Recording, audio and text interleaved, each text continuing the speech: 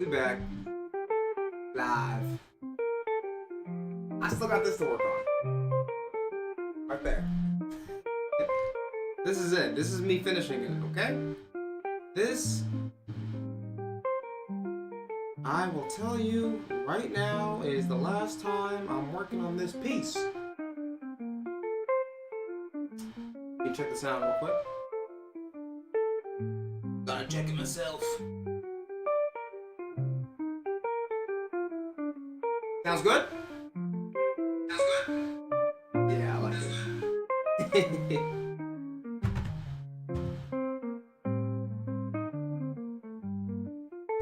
Oh man, oh man. Alright, I'm gonna. This will probably take me like maybe like an hour and a half to finish. Then I have. Oh! I gotta go work out. So I get my summer bod finished and sculpted.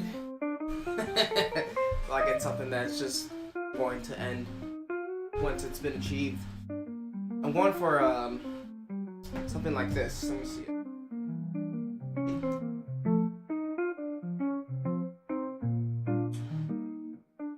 No, I told you. BJK characters.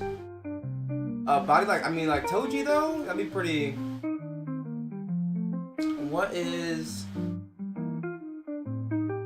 his name? I forgot his name.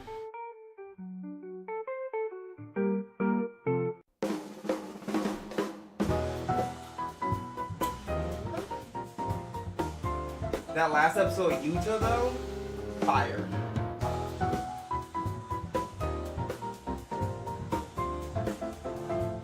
Okay. Kodo. Brother! Let's look at Todo. He's tall though. I want Todo. Goat. A fucking goat.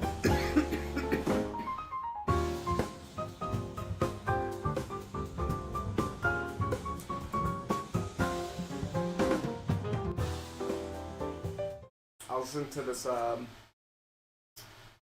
Tekken 8 Season 3 emergency patch that they gotta do. There's a bunch of bugs. Apparently. To me. In version 3.0, we implemented adjustments aimed at maintaining each character's individuality while reducing excessive rewards, particularly those stemming from the heat system and character-specific enhanced states, in order to improve overall balance. However, we recognize that the battle experience we intended to deliver has not fully met your expectations. I have thoughts, let's keep reading. Moving forward, we will continue to pursue a battle experience where offense and defense are balanced around the heat system, allowing players to engage in meaningful mind games and decision-making against their opponents. While maintaining the direction of the version 3.0 adjustments, we will continue addressing elements that still result in excessive rewards or one-sided gameplay. These issues will be improved step by step through individual behavior fixes and performance adjustments. Okay, I have thoughts. The priority I think that Season 3 took, and Season 2 to a large extent, is balancing the whole cast, making everybody pretty competitively viable, which is maybe the one thing they sort of succeeded at, right? And that's why they focus on reducing excessive rewards. Because if you have characters doing absolutely nonsense mix-ups, the only way it can be balanced is if they get very little reward out of it, or if the other characters get similar reward out of it, so everybody's fair. But I don't think that necessarily makes a fun game. If Lydia is doing a homing high that you cannot backdash, right, it covers too much of the screen. So you're forced to either do a literal world champion level sidestep duck to evade in order to also dodge her mid mix up with that. I don't think that's fun for most players. So the reward of it aside, the gameplay itself is not super deep, which is why when they say meaningful mind games, I wonder if they know what those are, respectfully. I wonder if we are talking about the same thing when they say meaningful mind games. Meaningful mind games and decision-making against their opponents. When they say decision-making against their opponents, I'm curious if they're also considering the defenders, because there's meaningful decision-making as the attacker if you have more weaknesses, sure. But the defender's choices should also influence you as the attacker, and it's more than just ducking and stand blocking, or sidestepping and stand blocking, right? Like a homing high versus a mid. there's more to the decision making. Like, am I challenging on a certain timing at a certain spacing? Are these characters just using their high evasive moves to get under jabs, or are we going to say like dash in and duck to beat a high move with intentionality? I'm curious if they're considering all these things, or if we're continuing to get more rock paper scissors, this button beats this button, like stand block or just duck or just sidestep. There's a lot more depth that can happen in Tekken based on timing with stronger movement. So I'm curious if they're going to include those things in their future design decisions. The hardest part though is these words sound nice, but we've been let down by the words multiple times now. So True. It's always going to come down to the changes. I'm not going to let myself get my hopes up until we see changes that move in this direction. Because yeah, on one hand, reducing excessive reward or one-sided gameplay is good, but if the one-sided gameplay is still ultimately a rock, paper, scissors, and there's not a lot of like risk mitigation or using information on your opponent outside of just the RPS, rock, paper, scissors decisions, I'm not sure it's going to make the game necessarily better. Like, meaningful mind games is the key word here, and I have not seen a lot of evidence that they are going to be able to push this in a direction that previous Tekkens used to do. Here's their schedule for the upcoming changes. 3.0 is what just came out. Yeah, that's super good art. Appreciate it. Is going to be in mid-April, and then a proper 3.1 like patch this shit?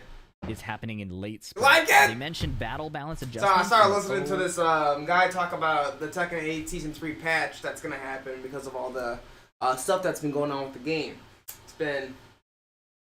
It's been rough, but I'm working on this right now. My best friendo. Gotta finish it. This is gonna be a piece for an album cover. Check out the Tune Maker. 02 update, and I'm assuming 3.01 will also have balance updates along with Kunimitsu. That's my assumption. We are currently reviewing priorities while considering fixes for bugs, adjustments to behaviors that result in excessive rewards, and performance tuning centered on the heat system. Fixes that can be addressed in the short term will be implemented sequentially, while changes with significant impact will be introduced step by step through each update after sufficient verification. I would like to see the meaningful mind games part of this. Noticeably missing. Anyways, further details and exact release timing will be announced once finalized. About the feedback portal. Currently, the Tekken Dev feedback portal is being operated with the highest priority placed on the early identification of bugs and unintended behaviors. Yes, we are the testers currently.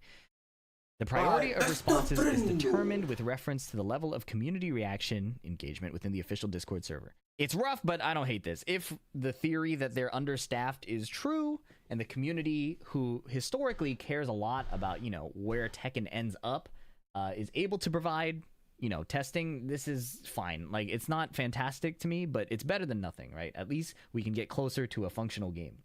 People were talking way back about having like a public beta test server or whatever, or like testing a new version of the game earlier. This is like this isn't the same thing, but it's in that direction. So, you know, it's something.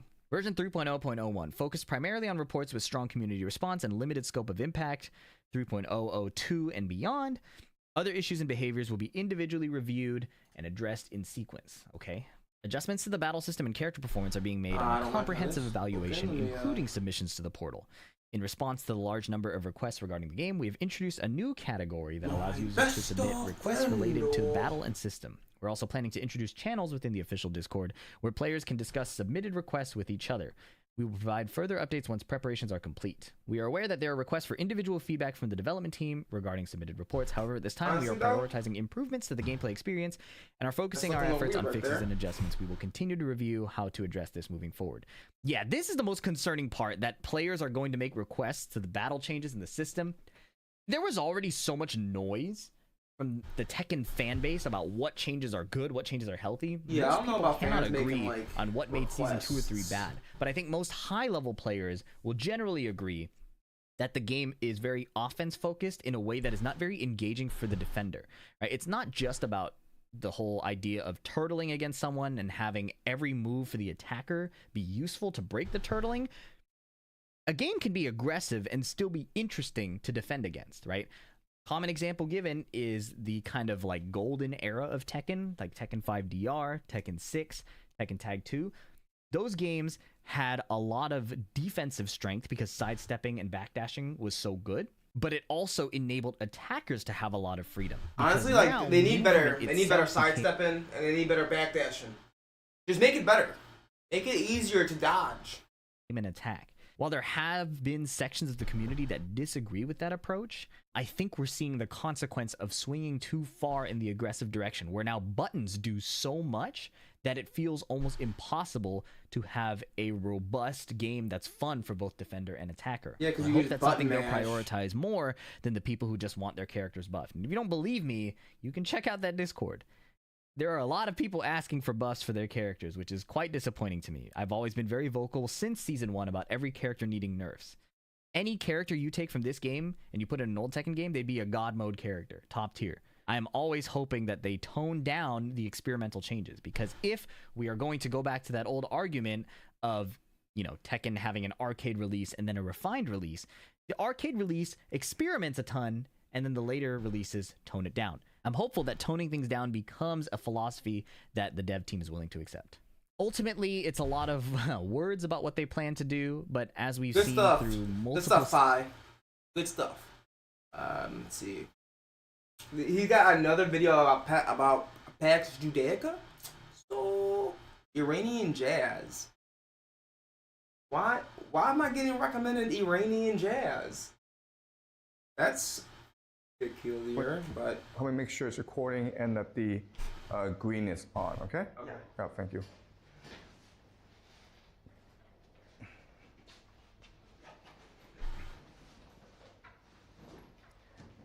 Today, I want to discuss how this war will end. I cannot predict when this war will end, but I want to make certain predictions about how this war will end, okay? So to first understand how the war is going, let's look at some video clips, all right? So this is President Donald Trump. He's talking about the war. We hit Qatar, Saudi Arabia, Qatar. UAE, Bahrain, Kuwait. Nobody expected that. We were shocked. And the other one, they fought back. They could have yielded. But think of it, if we weren't around, they had tremendous power. They had thousands of missiles, most of which we've terminated. They had thousands of drones. They were making drones and missiles all over the place. We've knocked out most of those factories. So they hit. Okay, so what he's saying here is we went in expecting to hit them, kill their leadership, and then they would surrender. We didn't expect them to fight back. We didn't expect them to close the Strait of Hormuz. We didn't expect that they would hit Qatar, Bahrain, Kuwait, okay? So what he's saying is we actually didn't have a plan going in. And we really didn't That's scary. think our enemies would fight back. All right, so this is Donald Trump. How do you not expect your Now enemies let's to fight look back? at his.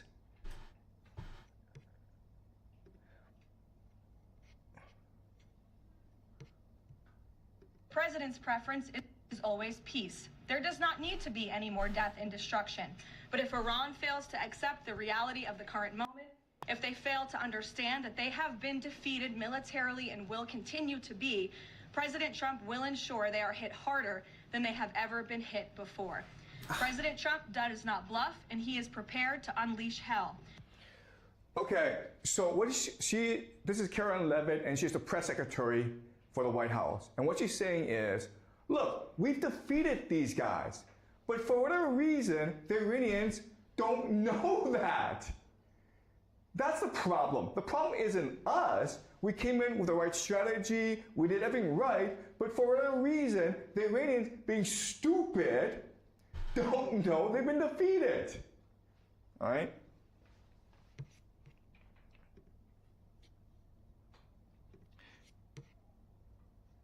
How ridiculous of an argument is that? They don't know they've been defeated.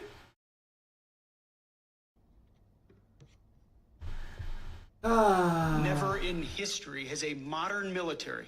Iran had a modern military, a modern navy, a modern air force, modern air defenses, leadership, massive bunker. Never has a modern military been so rapidly and historically obliterated, defeated from day one with overwhelming firepower. The air campaign that we've conducted, that Israel's conducted alongside us, was one for the history books, truly. And it's because we have a president of the United States that when he sends his warfighters out to fight, he unties their hands to actually go out and close with and destroy the enemy as viciously as possible from moment one. And that's why we see ourselves as part of this negotiation as well. We negotiate with bombs. You have a choice as we loiter over the top of Tehran, as the president talked about your future. The president has made it clear that you will not have a nuclear weapon. The War Department agrees. Our job is to ensure that. And so we're keeping our hand on that throttle as long as hard as it's necessary to ensure the interests of the United States of America are achieved. Okay, so this is Secretary of War Peter Hegseth, and he represents the Pentagon, the military. And his attitude is, we're winning this war, we are kicking ass, and we don't have to negotiate because we're kicking ass. And we'll continue to do so. All right, so this is the attitude of the military. Now, the US media has been reporting that Donald Trump is seeking an off-ramp. He's seeking negotiations.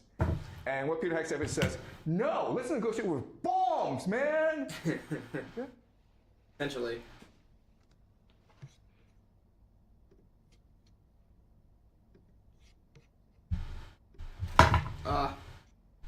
Plan across the administration and at Treasury. We unsanctioned Russian oil. We knew that there were about 130 million barrels on the water, and we created supply that is beyond the Straits of Hormuz. So we anticipated this. We knew that there could be a temporary, and I want to emphasize temporary, choke point there, and there was 130 million barrels of floating storage. In the coming days, we may unsanction the Iranian oil that's on the water. It's about 140 million barrels. So depending on how you count it, that's 10 days to 2 weeks of supply that the Iranians had been pushing out. That would have all gone to China. In essence, we will be using the Iranian barrels against the Iranians to keep the price down for the next 10 or 14 days. Okay, so this is the Secretary of the Treasury, Scott Bessent, okay? And he's responding to a problem, which is the Americans didn't expect that the Iranians would close off the Strait of Hormuz. And so this is affecting oil supply. And so the global economy could be disrupted or even destroyed if this lasts too long. So Scott Bessent says, ha! We knew this was going to happen, and we have a really brilliant plan to destroy the Iranians once and for all. Our plan is this. We're going to let the Iranians sell their oil and make a lot of money. And then they'll be destroyed. Yeah. So the Americans basically unsanctioned Iranian oil, and because of that, the Iranians were able to make $14 billion just like that. The total Iranian military budget for 1 year is $10 billion. Okay? So this is American genius at work. They knew this was going to happen.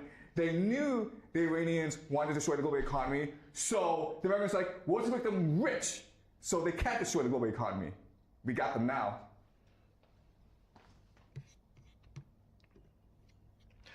All right. I'm gonna have to do something about these stars that I put in here. And yet Iran remains a threat to trade, a threat to the Straits of Hormuz. Then I would argue that we could have years of above $100, closer to $150 oil. What happens to the global economy if that happens? How do we see it? We'll have global recession. If there's a cessation of war, and yet Iran... Okay, so this is Larry Fink, and he's head of a company called BlackRock, which is the largest asset manager in the world. They control trillions and trillions of dollars.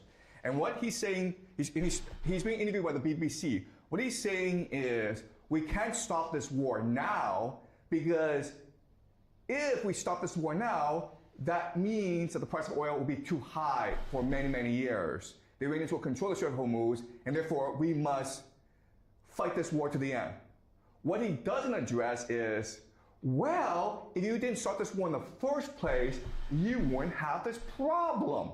Because the Iranians would have no pretext to close off the Strait of Hormuz. And the global economy would have been fine. But what he's saying is like, oh, don't worry about that. The problem is the war has started, and therefore we must fight to the end. Okay?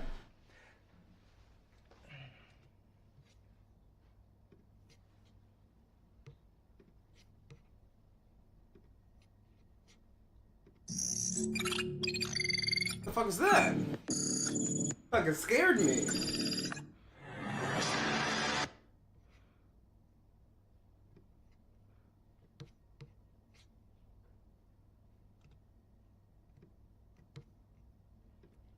Okay, so this is a drone launched by an Iranian proxy in Iraq flying over an American base.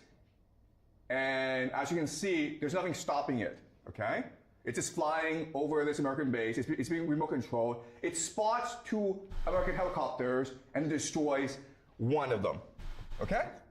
Meaning that you have all these American bases throughout the Middle East, and they are vulnerable. They cannot be protected against cheap drones.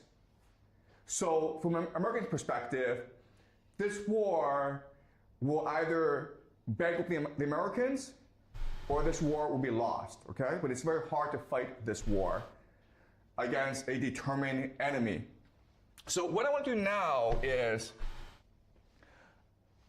examine how this war will turn out, okay? So I've said this many times, but the Americans are losing this war. And the main reason is the problem of hubris. Hubris, what? And so I want to examine closely what this means strategically, what this means on the battlefield, okay? So war is fought across 4 dimensions, all right? There is the narrative dimension, meaning global opinion, how history will perceive this war. There is the political dimension, meaning how your allies perceive this war, how your domestic base perceive this war. There's the economic, and then there's the military. If we examine this war closely, the Iranians are fighting a very different war from the Americans. What the Americans are doing is basically they are shifting the narrative, political sphere, and economic sphere to fit their economic strategy, okay? Their economic strategy is decapitation, which forces surrender, right? So what they want to do is they want to not destroy the Iranian leadership, destroy the Iranian economy to force a surrender, in which case the Americans can dictate terms. That is their strategy, and that's about it. And they are forcing the narrative space, the political space, and the economic space to conform to the military strategy, meaning that they expect the allies, NATO, they expect the media, they expect the economy to support this strategy. So, for example, in the political space, Donald Trump has ordered NATO to come and open up the Strait of Hormuz, okay? And also, Donald Trump refuses to acknowledge the fact that this war is very unpopular back in America. In the economic space, what the Americans are trying to do is keep the price of oil low so that it does not disrupt the global economy. And they do that, of course, by unsanctioning Russian and Iranian oil, which benefits the Russian and Iranian economies, okay? And in the narrative space, they're basically trying to tell the media to follow the party line. Donald Trump has threatened journalists that if you do not report this war is going well, then I might put you in prison. All right? So this is the American strategy, forcing the narrative, political, and economic spheres to conform to the military strategy. The Iranians have a different approach. The Iranians are using the military in order to impact the economic, political, and narrative spears. All right, it's complete reverse. So the military strategy is calibrated in a certain way to benefit the Iranian economy, okay? So what I mean by that is that the military is strategically controlling the Strait of Hormuz so that Chinese ships can pass, right? Because Chinese ships are the main buyer of Iranian oil. Also, if you are, if you're willing to play ball like Japan or Qatar or Oman, they will also let your ships pass, okay? So this is being strategic. Politically, the Iranians are trying to split the Gulf states, right? They know that Saudi Arabia and UAE are committed to regime change in Iran, but they know that Qatar, Bahrain, not Bahrain, Qatar and Oman are on the other side, okay? So they're trying to gain as much global leverage as possible within the GCC. And the narrative is they're trying to shape global opinion and trying to make everyone believe that they are on the right side of history. And most people believe that. In fact, you have a lot of Americans who are rooting for the Iranians to win. All right? So this is a very different, these are two very different strategies. All right, so let's talk about the advantages and disadvantages of both strategies. Okay, so from the American perspective, the fact that you have this approach of making the world conform to your military strategy basically means that you lack what we call reflection, okay? Meaning that you're not able to sit down with your strategists and discuss how this war is going and how to make changes. But the Iranians are able to do so because the military has to conform to the economic, political, and narrative strategies, okay? Second is flexibility. And what I mean by that is the military strategy, if it's not going well for the Americans, they lack the capacity to reflect and make changes. So what they do is they double down, okay? They accelerate the process of bombing in Iran, even though it's probably not getting them anywhere. Also, much more importantly, the Americans will choose much more self-destructive, desperate strategies, such as sending ground troops. It is possible by this weekend, ground troops will be sent into Iran, which most military analysts believe to be either countereffective or suicidal, okay? The Iranians, on the other hand, can adapt their military strategy to the economic and political realities. Okay, so for example, what they're doing now is they're charging tolls to cross the Strait of Hormuz. Okay, and the third difference is the idea of resilience. So, in other words, if you make the world and America conform to your military strategy, they won't support you. That means that if you're losing troops and you're losing equipment, it is very hard to replenish, resupply.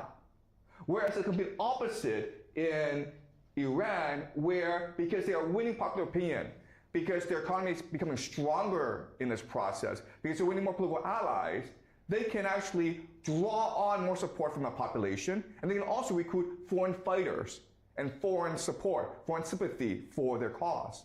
Okay? So for these reasons, I believe that America is losing this war and that ultimately this war will be lost.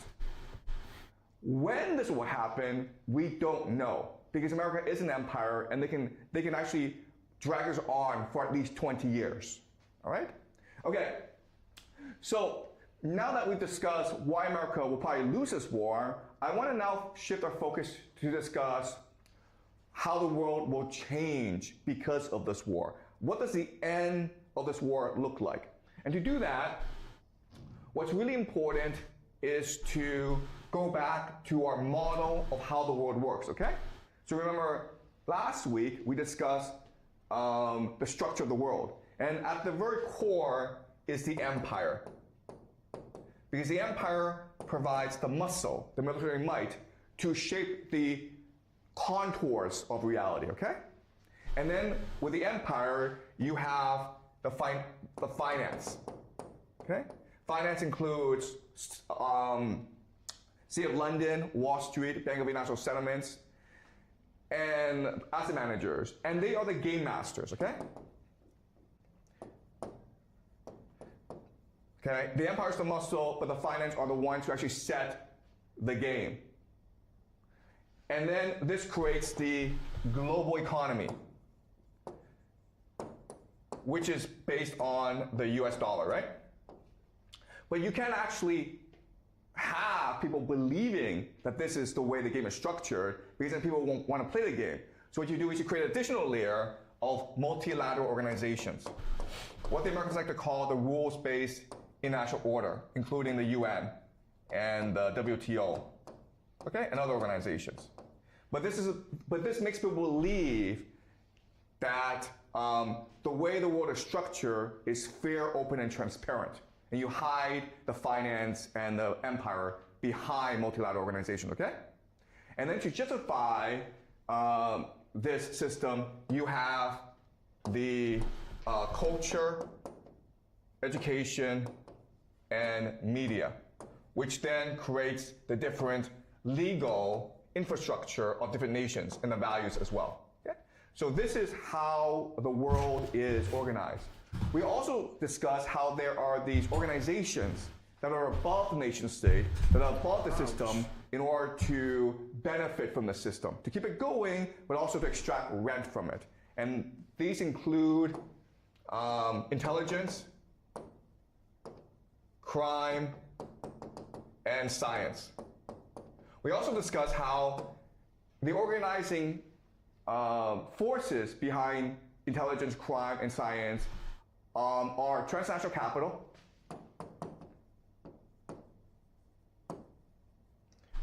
secret societies, as well as elite families. And we discuss how they are bound together by a concept called the occult, which we'll study later on, okay? But the idea of the occult, okay? So this is the structure of the world. Now, once this world is created, what you need to understand is that the people in the different spheres who benefit from the system, first and foremost, their interest is maintaining that status quo, okay? So their interest is in maintaining the status quo.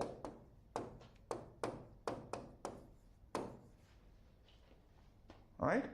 So basically, they want the system to continue. The problem with the system is, at the core is an empire that will probably lose the war in Iran. And this creates a problem, because if the empire falls, then it's possible that this entire edifice falls as well. So the only solution is to replace the empire, the American empire, with another empire, all right? That is able to provide the muscle for this system. And this empire, I've argued in the past, is of course Israel. And this is what we call Pax Judaica. Okay? So, on the surface, it seems like this war is one between the United States and Iran. But in reality, what this war really is about is a war between the United States and Israel, where the American empire has become corrupt, incompetent, and arrogant. And so now Israel sees an opportunity to replace the American empire in the system. And it's something that eventually every aspect of the system will agree to do. All right? So the main outcome of this war, when it ends, is that Israel will replace America in the Middle East. Okay? All right. So let me first discuss why the American empire is falling. Okay? And the main reason is the idea of something called the military-industrial complex. So, for most of its history, America did not have a professional army Why? Because the founding fathers and most American citizens believed that if there's a standing army, if there's a professional army, that's a direct threat to the liberty of the Americans, okay? Because the Americans fought a war, the Revolutionary War, to get rid of the professional army that was the British. Okay, so Americans do not like a professional army. But in order to fight World War I and World War II, they didn't have a choice but to create a standing army. The problem is that after America won World War II, the apparatus stayed. And the apparatus wanted to maintain the status quo, meaning they wanted access to unlimited government funds. So this led to the Cold War, and the Cold War was a justification for the MIC, the military industrial complex, to get as much government funding as possible. And the blue, as you can see, is government expenditures. Okay, we can understand why they spent all this money in World War II, because they were fighting a war to save America and to save the world. But as you can see, even though it dropped drastically at the end of the war, starting with the Cold War, you have this uptick, okay? And then you have the Vietnam War. And then after America won the Cold War, you saw this massive uptick. And this is something called the War on Terror. So the military industrial complex is always looking to start wars in order to justify its existence. So there's a very famous journalist named Julian Assange, and he said this about America. The point is not to have successful wars. The point is not to win wars. The point is to have never-ending wars, which allows the military-industrial complex to transfer American taxpayer money to a transnational elite. Okay? It's basically the point of wars is for the military-industrial complex to steal as much money as possible from America. Okay? America spends a lot of money in its military. Okay? America accounts for 41% of all global military spending. Who's next? China. China spends 8.2%. Russia, which is America's main military enemy, only spends 4.1%. Okay? Meaning that Russia spends 1/10 the amount of money that America spends. And you think that, okay, well, all this means is that America is invincible. But what people don't recognize is the level of corruption within the American military. The American military is probably the most corrupt institution in the world, by far. No one even comes close, okay? September 10th, 2001, Donald Rumsfeld, who's the Secretary of Defense for the Americans, he's head of the Pentagon, and this is a day before September 11th, the 9/11 attacks. He said that, he had a press conference and he said that, look, we've looked at the Pentagon books, okay? We're trying to do an accounting of the Pentagon military spending, and we can't find $2 trillion. There's $2 trillion missing from the budget. It went somewhere, we don't know where, but it went somewhere, okay? All right, so this is so where does the money go? It goes to private contractors, okay? These are all private companies that make a lot of money off the government, okay? So listen at the Boeing Company. They had in 1 year $20 billion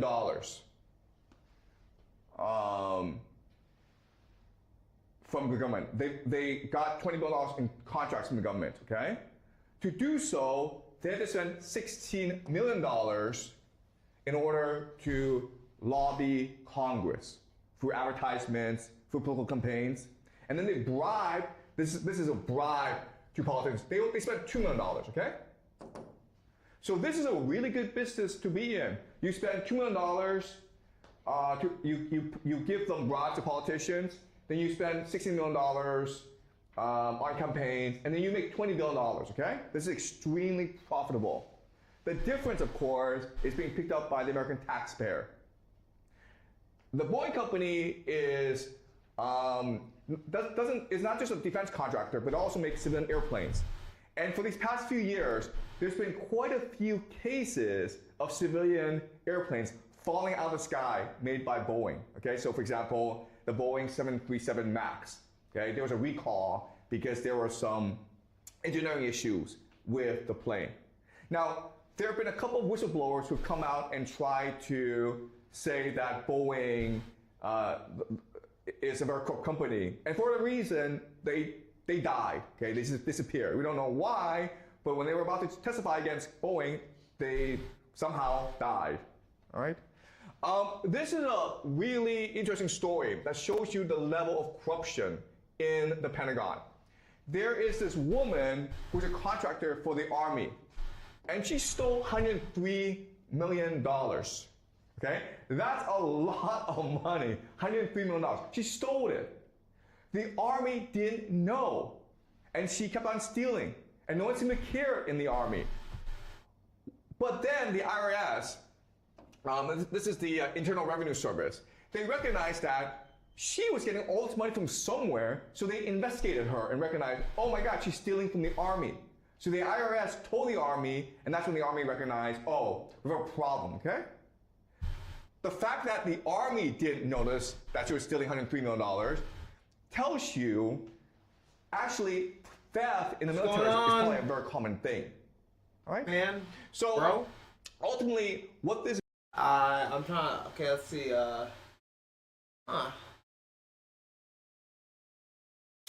Can't really pronounce that name. A lot of characters. Call you bro. What's up, bro? means is that this corruption in the Pentagon is not really sustainable. Okay? So let me discuss why this is a problem for America in Iran. Yes, please do explain. Right now, America is facing three major issues with this war in Iran. The first major issue is the lack of political will, meaning that this war is very unpopular in America. Only 40% of the population currently support this war, and as things go on and on, support will probably decrease. Okay? You need political will because you need Americans to pay for this war. Trump has asked for $200 billion to fund this war, and also it's possible that Trump will call the national draft, which I believe will happen. Okay? So if Americans don't want to support this war, it's very hard to get them to pay for this war and to go fight this war. Second problem is lack of manufacturing capacity. So in other words, what this means is that if you lose planes, if you spend if you use too many bombs, you cannot replenish it because you don't have the factories to produce these planes and bombs quickly enough. Okay?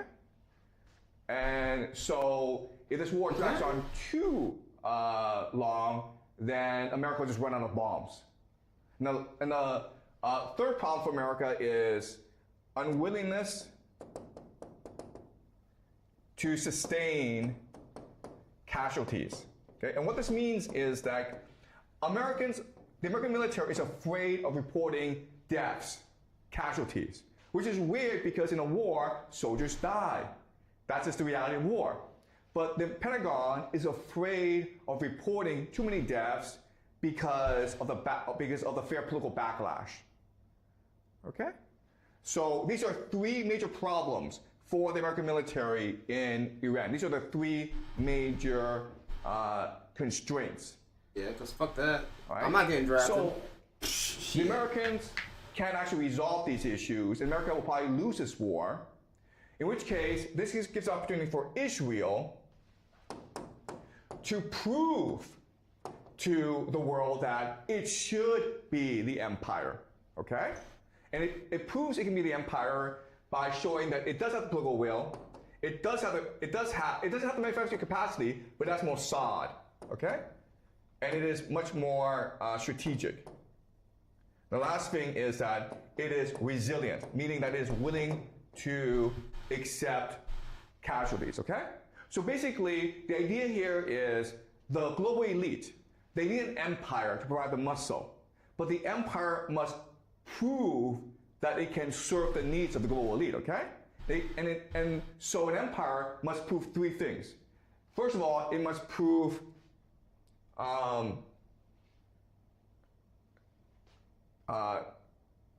unity. It must prove it has the resources and the capacity, basically the capacity, okay? And it must prove determination, right?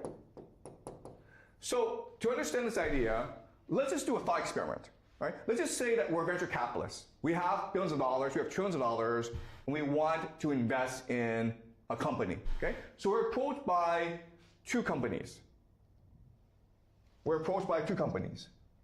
Company A, Company B, okay? So Company A comes to us and says that, look, I have 100 companies, and they're all profitable, okay? I don't have a business plan, but I have lots and lots of resources, and I have a lot of experience and a lot of skill, and so if I were to invest in another company, I'm sure it'll make a lot of money. Okay? Okay. All right. So skills and experience. That is Company A. Company B is these young guys, and they failed, okay? But they're like, you know what? We're gonna put our heart and soul into this enterprise. We're going to work 16 hours a day, every day, for as long as it takes. And we won't stop, okay? Even if this company is successful, we're gonna keep on going because it's our passion. And if this company fails, then we're bankrupt. We might kill ourselves, all right? So if you are the venture capitalist, do you put your money in A or do you put your money in B? Now, most people would put their money in A because they think it is low risk. But if you're a smart venture capitalist, you put your money in B because it's high reward. Okay? So company A already has 100 companies that are successful. People in the company don't really care if this new enterprise is successful or not. Who cares, right? I can afford to lose. In which case, it's more likely that company A steals your money than actually invests it properly. Whereas company B is going to be the opposite, where this is their last chance. If they take your money, they're going to make sure. I can do reaction videos for Crunchyroll content, Nicholas. Same. This might be the greatest anime episode 3.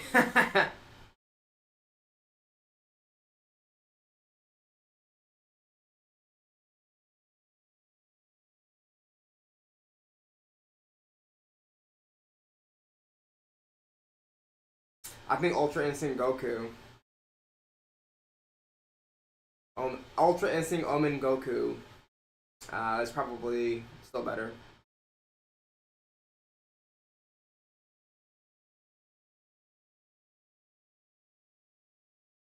Might be one of the greatest fights though.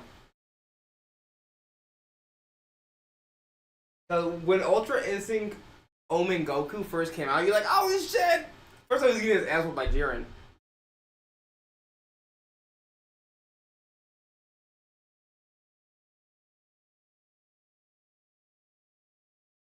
This was probably one of the best fights though.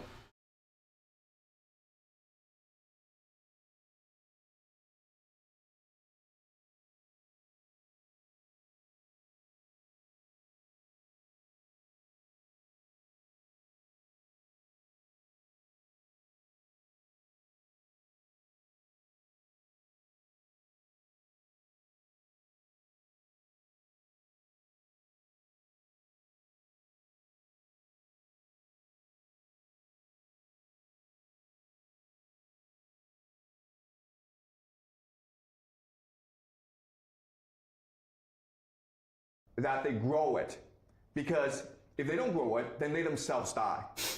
Okay? So you need these things. You need unity, capacity, and determination. Do you understand?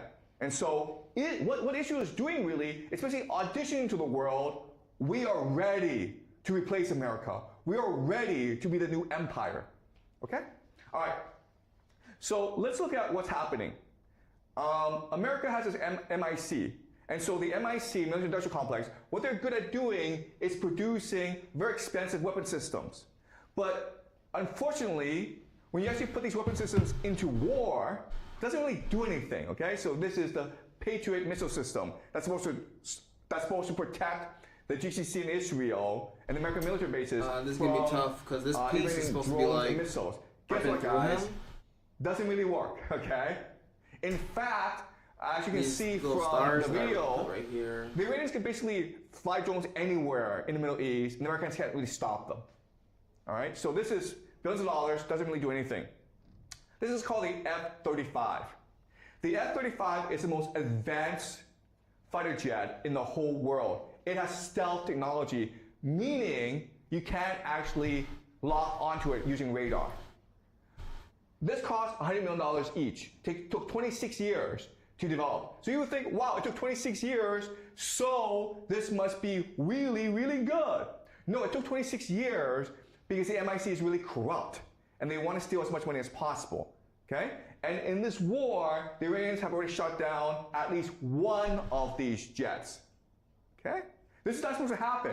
You're not supposed to be able to shoot these things down, but Iranians have shot it down using very low radar. Again, these things, they're not designed to win wars. They're designed to steal as much money as possible from the American taxpayer. Okay? Now, last example is the Gerald Ford. This ship cost $13 billion. It cost $13 billion. The annual defense budget for the Iranians is $10 billion. It goes into the war theater, and 3 weeks afterwards, it has to run away, okay? And in fact, the Americans say, oh, the Gerald Ford, this is the most advanced supercarrier in the world. It's probably going to be down for repairs for the next 2 years. And there's argument as to what happened, okay? There are three different possibilities. The first possibility is that there was an accident in the laundry room, and there's a fire, and this fire spread throughout the carrier, okay?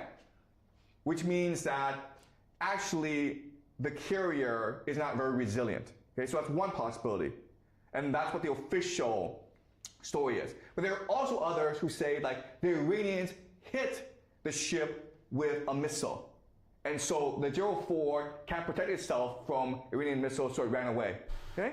The third possibility, the third explanation is the Pentagon recognized that there are severe limitations of the Gerald Ford in actual combat operations. Its radar, its guidance system are all very limited. So the Pentagon withdrew the Gerald Ford because it was absolutely useless in war. Right? Whichever story is true, it doesn't paint a good picture of the American military. $13 billion. And this does nothing. Okay? It's just a white elephant. The Iranians on it, and also, this is Iwo Jima. And this came in World War II in the Pacific Theater when the Americans were fighting the Japanese. And this is the height of American military glory, okay? It took about 6,000. The Americans lost 6,000 Marines in taking this island. And that's the sacrifice you need in order to win wars. You're going to lose a lot of soldiers. And Americans are proud that they were willing to make the sacrifice necessary to win the war. The problem is Americans are no longer willing to sustain casualties, okay? So the Americans sent about around 5,000 Marines to Iran, hoping that 5,000 Marines will be enough to win this war, okay? But it just shows you the Americans have no strategy to win this war, and they don't want to make the necessary sacrifices to win this war. They want to win this war as quickly and as cheaply as possible, okay? The Israelis are different, okay? This is Gaza. And we all know that what Gaza did was terrible. But again, if you are auditioning to be an empire, Gaza is proof of concept, okay? Meaning it's showing the global elite, look, we're willing to do what it takes to win this war and defend the empire, okay? So this was a tremendous tragedy, and it's all war crimes, okay? And the entire world is aghast. But if you look at Israeli public opinion, 82% support expelling all Palestinians from Gaza, okay? 66% believe Amalek exists today. Amalek is just like Israel has this great enemy that it must defeat, right? So 66% of Israelis believe that this war against Gaza is a war for the very existence of Israel. Okay, this is unity. This is determination. The Americans don't have this. Most Americans oppose what Israel is doing in Gaza. But Israelis themselves support what's going on. Okay, so there's unity. All right.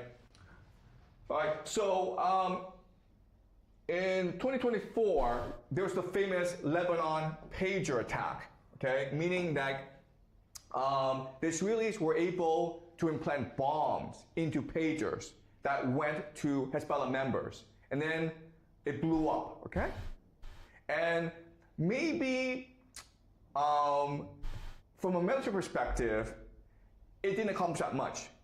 From a psychological perspective, it accomplished a lot, okay? It scared the living hell out of Hezbollah. It made them paranoid, and it also made the world respect Israel more. And Israel spent $275 million to conduct this operation. That took decades to implement, okay?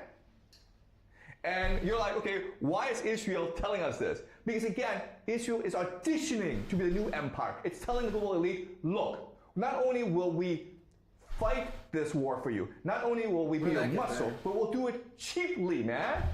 Not billions of dollars, millions of dollars.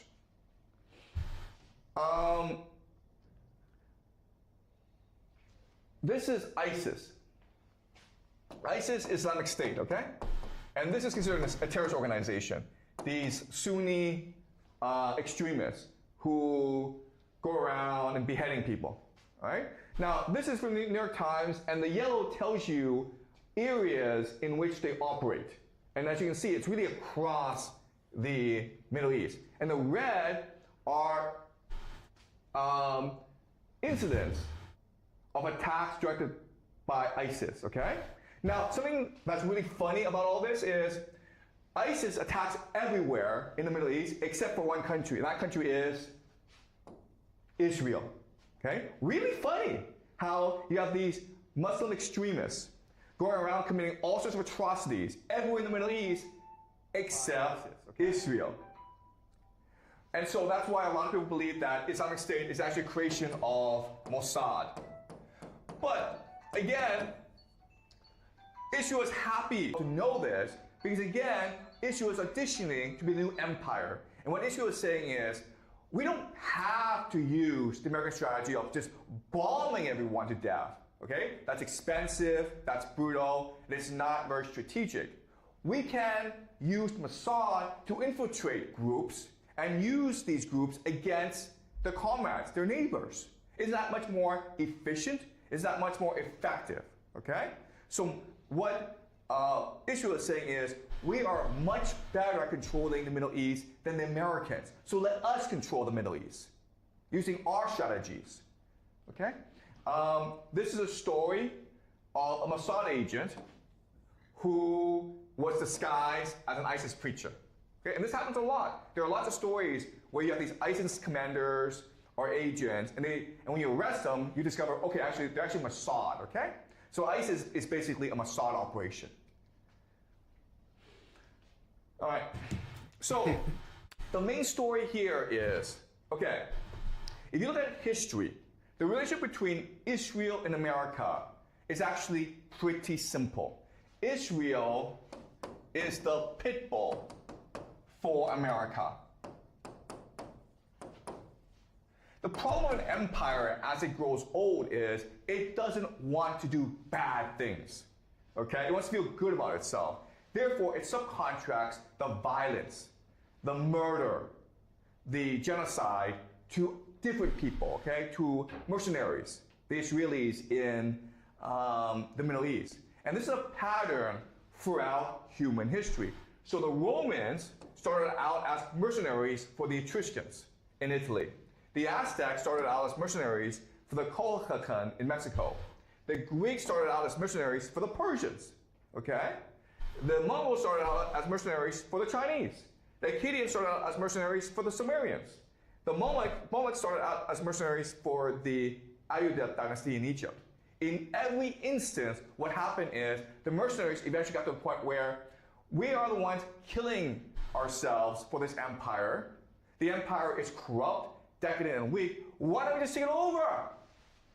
And they did, okay? We're seeing a similar situation play out today in the Middle East, where Israel was created by the British and Americans to be their pit bull, to be their aircraft carrier in the Middle East, to create as much instability as possible so that the Americans and the British could control the oil supply in the Middle East. And this has gone on for decades. And now the Israelis are like, wait a minute here. We're the ones doing all the work. We're the ones making all the sacrifices. We're the ones that are getting all the hate in this world. So why shouldn't we be the empire now? America's useless. Okay? All right, so this is a pattern throughout human history. And so we're going to look at what this means. Okay? So Israel has something called the Greater Israel Project. And this is what extremists in Israel believe. They believe that God in the Bible promised the entire Middle East to the Jewish people, okay? Extending from the Nile in Egypt all the way to the Euphrates in Iraq, okay? And it also encompasses Saudi Arabia, Jordan, Lebanon, Syria, and parts of Turkey as well, okay? Now, something really funny about this map is this. Iran, Persia, is not part of the Greater Israel Project. So then you're asking yourself, wait a minute here. If Iran is actually not part of the Greater Israel Project, then why is Israel going to war with Iran? Well, the reason why is, if they want all this territory, their main enemy is not Syria, that's been destroyed. It's not Iraq, that's been destroyed. It's not Saudi Arabia, it's too weak. Not Jordan, it's too weak. Not Egypt, it's too weak. Not Lebanon, it's too weak, okay? Their main enemy is the American Empire, okay? In the Greater Israel Project, it's the Americans that control the land of Greater Israel, the Middle East. These are American bases. So in other words, you use this war against Iran to destroy the American Empire. How? By forcing the American Empire to go and invade Iran. And when this happens, America will be too overextended, and then they'll be forced to retreat from the Middle East. Okay? And so eventually, America will be defeated. America will be forced to retreat from the Middle East. And that will leave two regional powers, okay? Iran and Israel. And again, because of the Greater Israel Project, the Israelis have no problem with this. Persia is, again, not part of the Greater Israel Project. The Israelis don't really care if Iran is still standing. They want Iran to be as weakened as possible, okay? But they really don't need to defeat Iran to achieve the biblical prophecy. But they do need to defeat the Americans, all right? The Americans are in the way. All right. Okay, so what does the Greater Israel Project mean? Well, it means control of the world's oil, basically, 20% of the world's oil. So these are the gas fields. The yellow are the gas fields of the Middle East, all right? And the blue are the trade routes. So you can see how Israel is at the very center of all this wealth, right? They have the logistics, they have the technology. It makes sense for them to take control of all these resources and then start shipping these resources to Europe as well as to East Asia, China, South Korea, and Japan, okay? So that's what the Pax Judaica will look like. It will be a trade network controlling all the resources of the Middle East and then shipping off to the rest of the world. All right. Then you have data centers, okay? So Israel has the most data centers in the Middle East, and then Saudi Arabia has 36. UAE has 34, okay? So these three places are competing against each other for AI dominance. Why is AI important? Because it allows you to create a surveillance state. Surveillance is what you need for an empire, right? You need to control the population, all right? Now, the problem with Saudi Arabia and UAE is for them to build their data centers, they need to import foreign expertise. They themselves do not have the human capital to build these data centers and to run these data centers. On the other hand, Israel does, okay? Israel has the best universities in the Middle East. It has the best IT talent in the Middle East. It has the best human capital. Therefore, it makes perfect sense for Israel to just absorb the entire AI network of the Middle East and become the main epicenter of AI surveillance in the Middle East, okay? Which will become the backbone of Pax Judaica. One more. So what does Pax Judaica look like? It's really the India-Middle East trade corridor, okay? All right? So look at this map where for India to get to Europe, it has to go through Israel. Okay? So this is what Pax Judaica will look like. Basically the IMAC trade corridor that will unite the South Asian continent with Europe. Okay? But not only that, but the idea of this is also to connect to Africa, right? Because no other place is able to access Africa. Only Israel is. And not only that, but it's also able to access Ukraine and Russia. So the idea is to take Russian and Ukraine energy and food and then transport it into Africa. That's combining the world. Okay? So Israel, because of its location, can really be the epicenter of all global trade. All right. Now, let's look at Iran. Where you should. So, for the longest time, Iran did have lots of resources, oil resources. But the Americans put sanctions on these oil exports. This war has basically lifted all sanctions, okay? So the Iranian economy is now able to export its oil all across the world. So this is Tridi Parsi, and he is probably America's foremost expert on Iran. And he talks to a lot of people. And what he's saying is basically, Iran now is able to produce oil, transport it across the world, and then get money for it, okay? So what the conclusion he makes is this. Trump and Israel's war has ended up delivering Iran de facto sanctions relief. Before the war, Iran was cut off from the global economy. Because of this war, Iran now is Because of this. One sec. Get some coffee.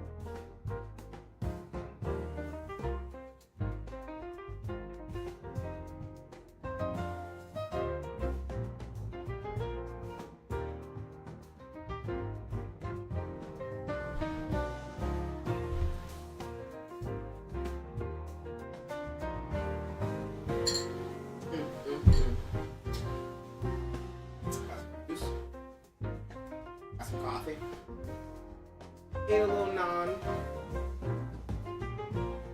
Goodness.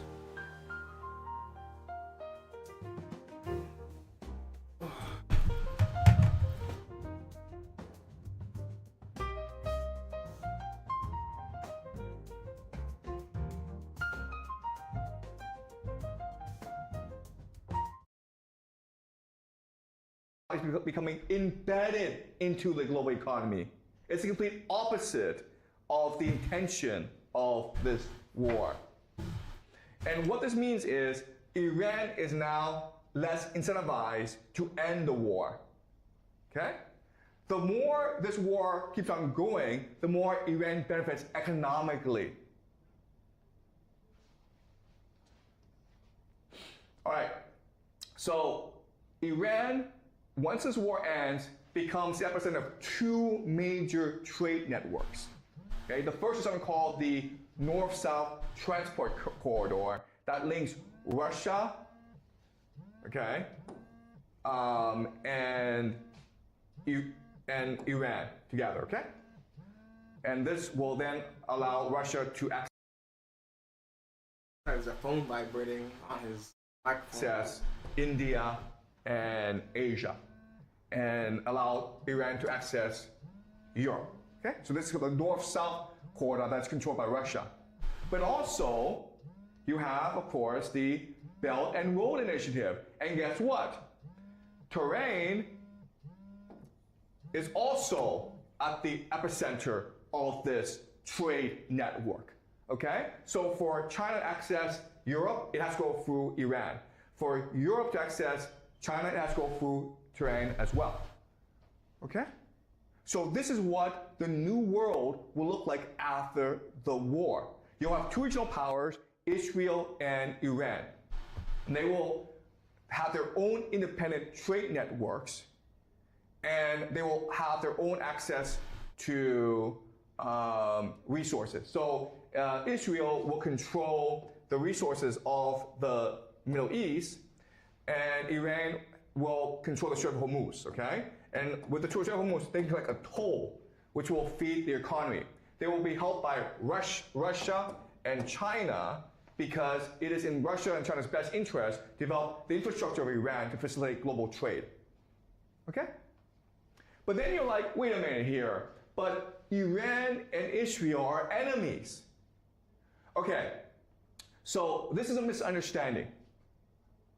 Ideologically, Iran and Israel are enemies. But I want to teach you three basic principles or rules of geopolitics, okay? And once you understand these rules, it'll be much easier for you to understand the new world that we're going into. The first is this: the strong respect each other and prey on the weak, okay? This makes sense, right? Why are the strong fighting each other? Wouldn't it be easier for them to leave each other alone and go pick on the weak? It benefits everyone, right? So in this situation, right, you have different countries. You have GCC, you have Israel, you have the United States, you have Iran. Okay, so you have these four different players in this war. Right now, it's essentially Israel, GCC, and US fighting against Iran. But if Iran proves it is strong, and Israel proves it's strong, and GCC proves it's weak, the US proves it's weak, guess what's going to happen? Israel and Iran are going to get together and say, screw these guys. Let's just work together, man. Okay, does that make sense? Even though in the beginning, it seems as though Israel, GCC, and US are allies against Iran, ultimately, if Iran is able to prove it's strong, then Israel will abandon the GCC and the United States. And Israel will work with Iran to build a new order in the Middle East. Because that's the law of the jungle. Okay? That is what is in the best interest, according to game theory, for Israel. And the last thing to understand is the weak do not work well together. The weak must ally with the strong for protection, okay? So what this means is that GCC is weak, right? So you look at Saudi Arabia, UAE, Bahrain, Oman, Kuwait, Qatar, okay? So these are the 6 GCC countries. They're all weak. And you would think, you know what? If they were to combine their resources and fight together, they could probably beat Israel or probably beat Iran. The problem with this is weak players don't work well together. Okay? They're weak because they're stupid.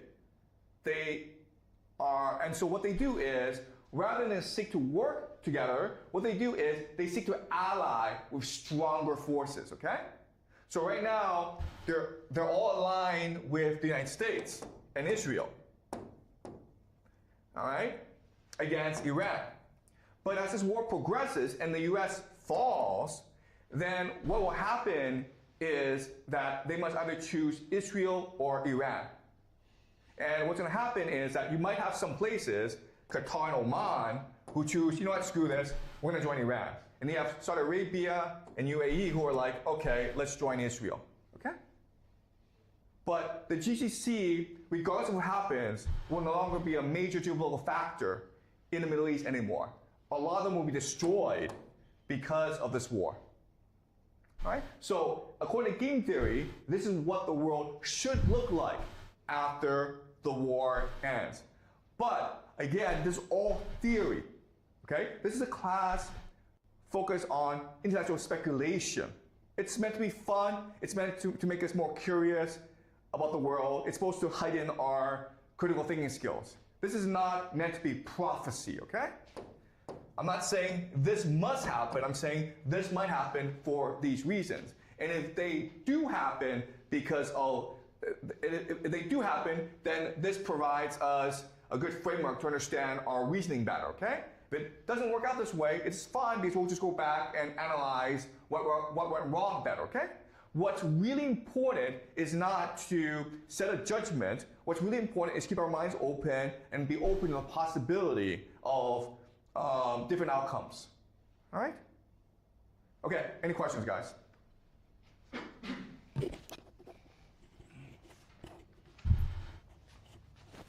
If Israel really defeated America, what will? No. I didn't say Israel will defeat America. I never said that.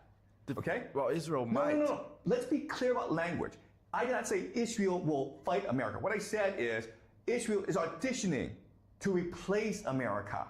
Israel is trying to prove to the global elite, I'm strong enough to replace America when America leaves the Middle East.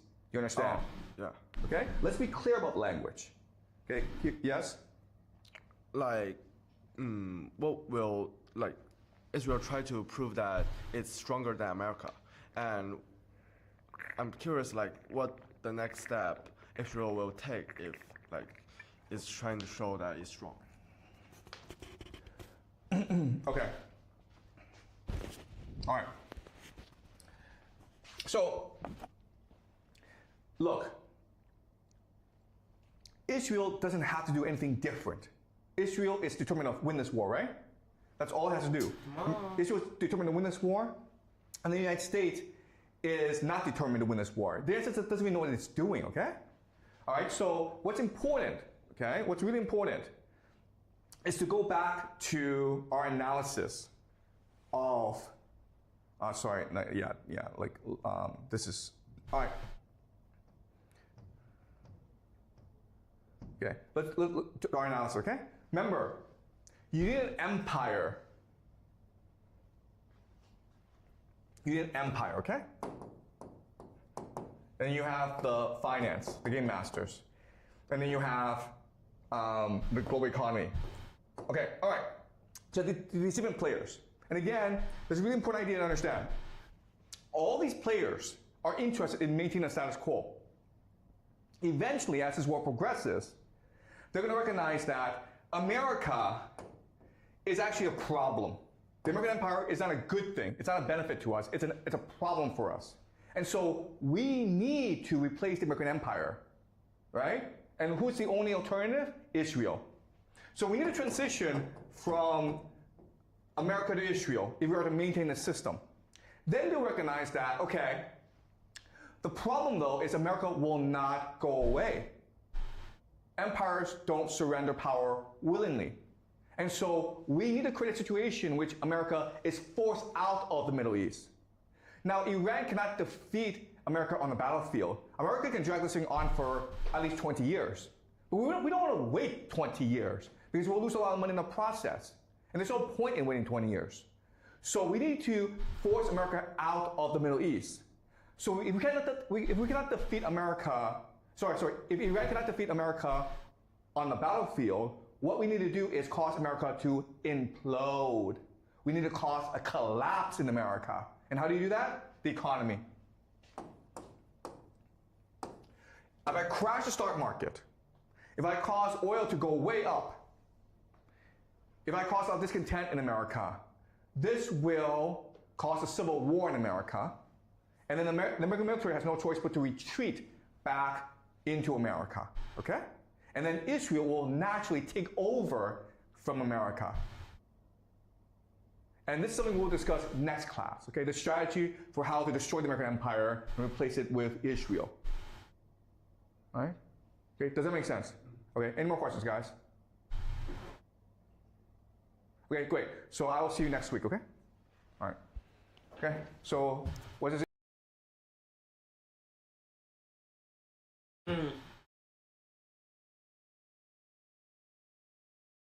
Multiverse Saga never recovered from this. Marvel made one huge mistake in Ant-Man and the Wasp: Quantumania, and the Multiverse Saga never recovered. Welcome back, Screen Crush. I'm Brian Airy, and we just watched the Multiverse Saga fall apart and then get put back together in real time. Whether you loved or hated parts of the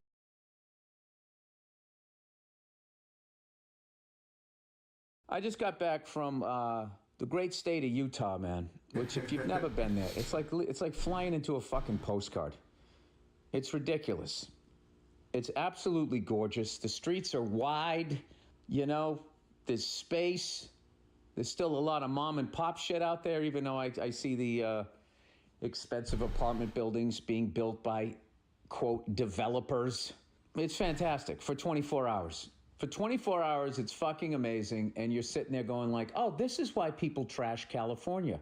This is why they talk about California is this and California is that. And oh my God, I'm so glad I live out here and I don't live in crazy California. And I was there for 24 hours before I realized that I was living in a fucking police state. I gotta tell you, man, all of this hate that California gets, you know something? I can get a cup of coffee without showing my driver's license and having it scanned. I went to go get a burger. The same fucking thing, right? I go to get a burger. I'm with Club Soda Kenny. We want to get a burger, and they go, do you have an ID? I go, why? They go, we serve alcohol here. So I go, all right, well, we're not drinking. They go, well, you just have to like that. So we go to hand it, and the lady takes her fucking phone to go scan the thing. And I covered it up real quick. I'm like, what are you doing? She goes, oh, we have to do this. This is a law. It's such fucking bullshit. And then people try to say that was some Mormon shit. That is not some Mormon shit. That's some corporate shit, and that's some government shit. We're gonna see where you are at all times. And then this fucking restaurant, what do you think they're doing with that shit that they scan? They bundle it and they sell it.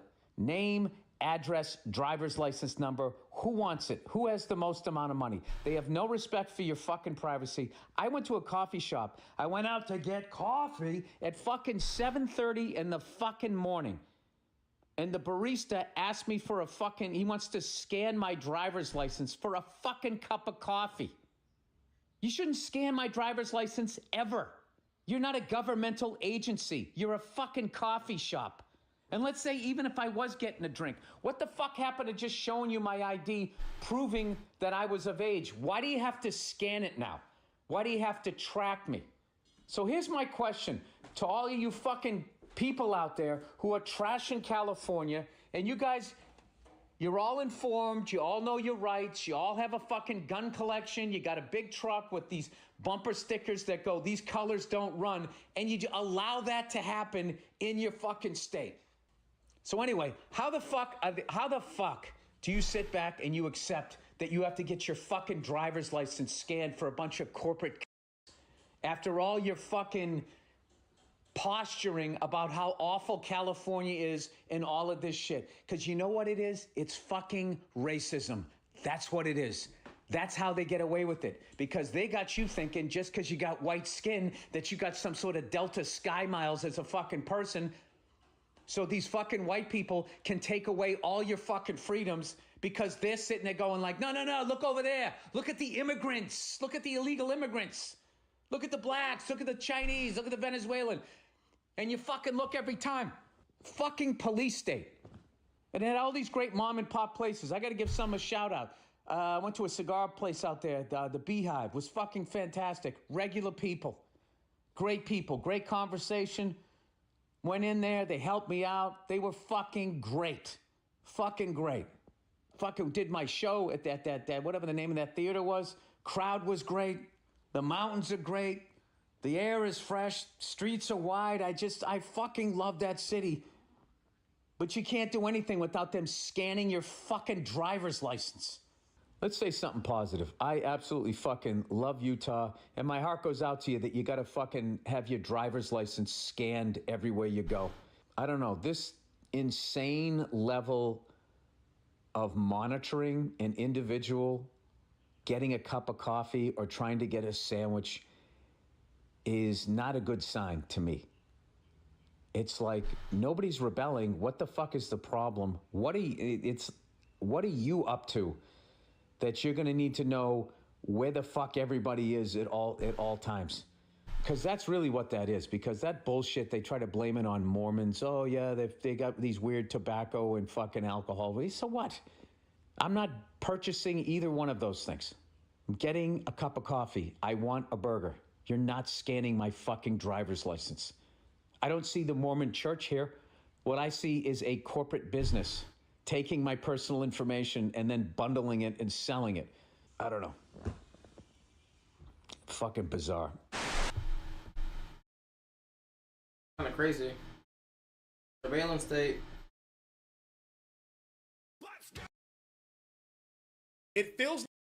AJ, what's the AJ, watch that death battle, big bro. Ash versus Yugi. Ash versus Yugi? Yeah, bro. You ain't seen it? It just came out. I love when we. That's probably gonna be really good. We noted.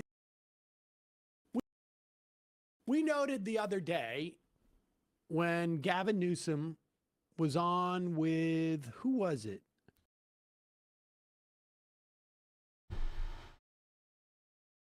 We noted the other day when Gavin Newsom was on with, who was it?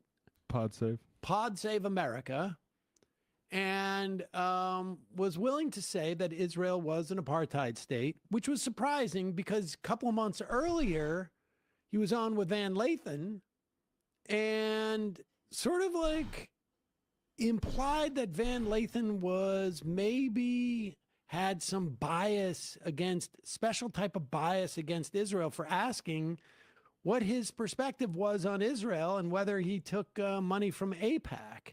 He's like, I never even think about that. Like, why would you even? So interesting that you would do that.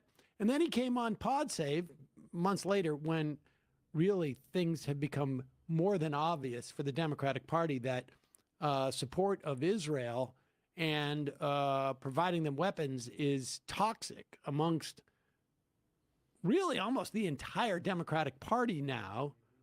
Almost, and certainly amongst independents, and all the people supposedly that the Democratic consultants would say that you need to appeal to. But it looks like Gavin Newsom, who honestly, I have to say, I've been watching politics professionally for 20 some odd years. I do not know if I have seen a politician with his profile change their positions on so many different things so dramatically over the course of like a year. Like, remember, like when Trump won, he was all over like having Charlie Kirk and Ben Shapiro on his podcast, and this is the whole thing. And then it was like, after battling with DeSantis, and then he decided to get into with Trump about on Twitter and sort of like adopt the Trump personality. I mean, he's just all over the place. And at least he's consistent in that, because here he is now walking back what he said after he walked back what he said, walking back what he said. Do you consider yourself a Zionist? Do I consider myself a Zionist? Yes. I believe, I revere the state of Israel. I'm proud to support the state of Israel. I deeply, deeply oppose Bibi Netanyahu's leadership, his opposition to the two-state solution, and deeply oppose how he is indulging the far right as it relates to what's going on in the West Bank. Do you regret using the word apartheid to describe Israel? I used it, I do in this context, that I said it and I referenced why I used it. A Tom Friedman article in that same sentence where Tom used it in the context of the direction that Bibi is going. Not the current and the state. concern, correct. Okay. And that is a legitimate concern I have that I share with Tom, that direction, if that vision in that direction of the far right that Bibi is indulging, that if they see the full annexation of the West Bank, then that's not something, that's a word you may hear others use. Oh, Got Real Estate says Fetterman's about face was as dramatic. Fetterman did one radical turn. About seems to me. immigration. About immigration. Yep. But like literally over the course of 6 months, Newsom has jumped back and forth like literally like a tennis player switching sides. Yeah, like he doesn't know people could see all these things he's doing. Can we go back to that pod save? Do you have that handy? Because politicians I'm really do. curious. I don't remember him talking about Thomas Friedman. I don't remember him saying this is the direction that theoretically the country could be headed to. Maybe I misremembered it, and I want to be fair about this.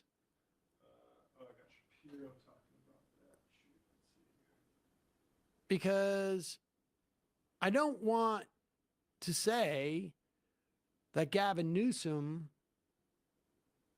called it apartheid if all that he did say was like, if they continue to head down this road, I am afraid that sometime in the future, they will be considered by me an apartheid state. Here it is. Okay, we're going to try and do this. I mean, just fascinating. Bibi's interesting because he's got his own domestic issues. He's trying to stay out of jail. He's got an election coming up. He's potentially on the ropes. He's got folks, the hard line, that want to annex the West Bank. I mean, Freeman and others are talking about it appropriately, sort of an apartheid state. Bibi's interesting. All right, so he said it's sort of an apartheid state. I mean, Thomas Friedman. Well, Thomas Friedman, of course, has been completely wrong about everything for ages. Yeah, like you could mention any human rights group that talks about this. And the thing that bothers me about this is how, like, brainless this is even compared to John Kerry in 2016. I have this clip. This was Kerry at the end of Obama's administration, being, very clear about what the stakes of this. And it'd be nice if we could get back to this point. Here's John Kerry. Today there are a number, a similar number of Jews and Palestinians living between the Jordan River and the Mediterranean Sea. They have a choice.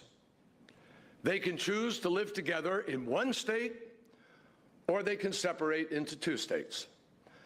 But here is a fundamental reality. If the choice is one state, Israel can either be Jewish or democratic. It cannot be both. And it won't ever really be at peace. And the choice has been made. One state and non-democratic. Yep. And that's why you see all these groups mention the word apartheid now, because even the pretense of a two-state solution has been forsaken. And let's be clear, it's not just the groups. The word apartheid has been used by many current Israeli politicians, former Israeli politicians in particular, ranging from like the former head of Shin Bet to former prime ministers. But I guess Newsom there, is sort of like. Let's see what Tom Friedman has to say. When was the test balloon? where he was not so specific about, like, it's Friedman, it's apartheid state. I don't know why Thomas Friedman gets to decide. It's crazy. And then I guess he found out, like, just what the tolerance level was for his donors. Right. And found out, I got to dial this back in. Well, for a guy who, like, he can't be governor anymore because his term limited out, correct? And I guess wants to be president, and I would say it's not going to happen. Hey, folks, don't forget to hit the subscribe button and check out our daily show. We do it every day at 12 p.m. Eastern for about... Success is hard until you build systems like this. This is the main guy who's all like, you can be successful if you listen to me. When we all know people just want to, and I say this to nobody. So much of what's happening today in the AI industry is extremely inhumane. But this is me playing devil's advocate. And logically, it could be the case that the civilization... A couple of months ago, I saw the preview for Hoppers, and I predicted, okay, here we go. It says, I'm gonna needlessly bread tube the hell out of this movie when it comes out, I can already tell. I thought I was gonna needlessly bread tube it because I was gonna predict. What's going on with this new Disney movie? Predicts how they solved the plot of the movie. So I guess let's watch the trailer. So this is the trailer I saw months ago, probably. Mabel, I'm in the middle of class.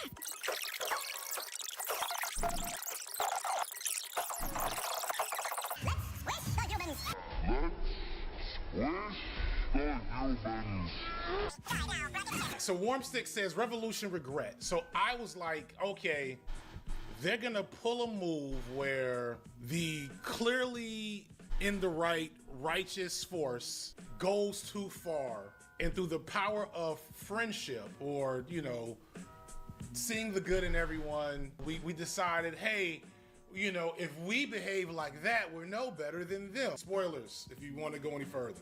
I don't remember where I first got this from. I want to shout out Too Black because he's probably the person that is at least most salient in my head. But I know this is also something that Kwame Ture has said. There's a line that non-violent shit will get you killed.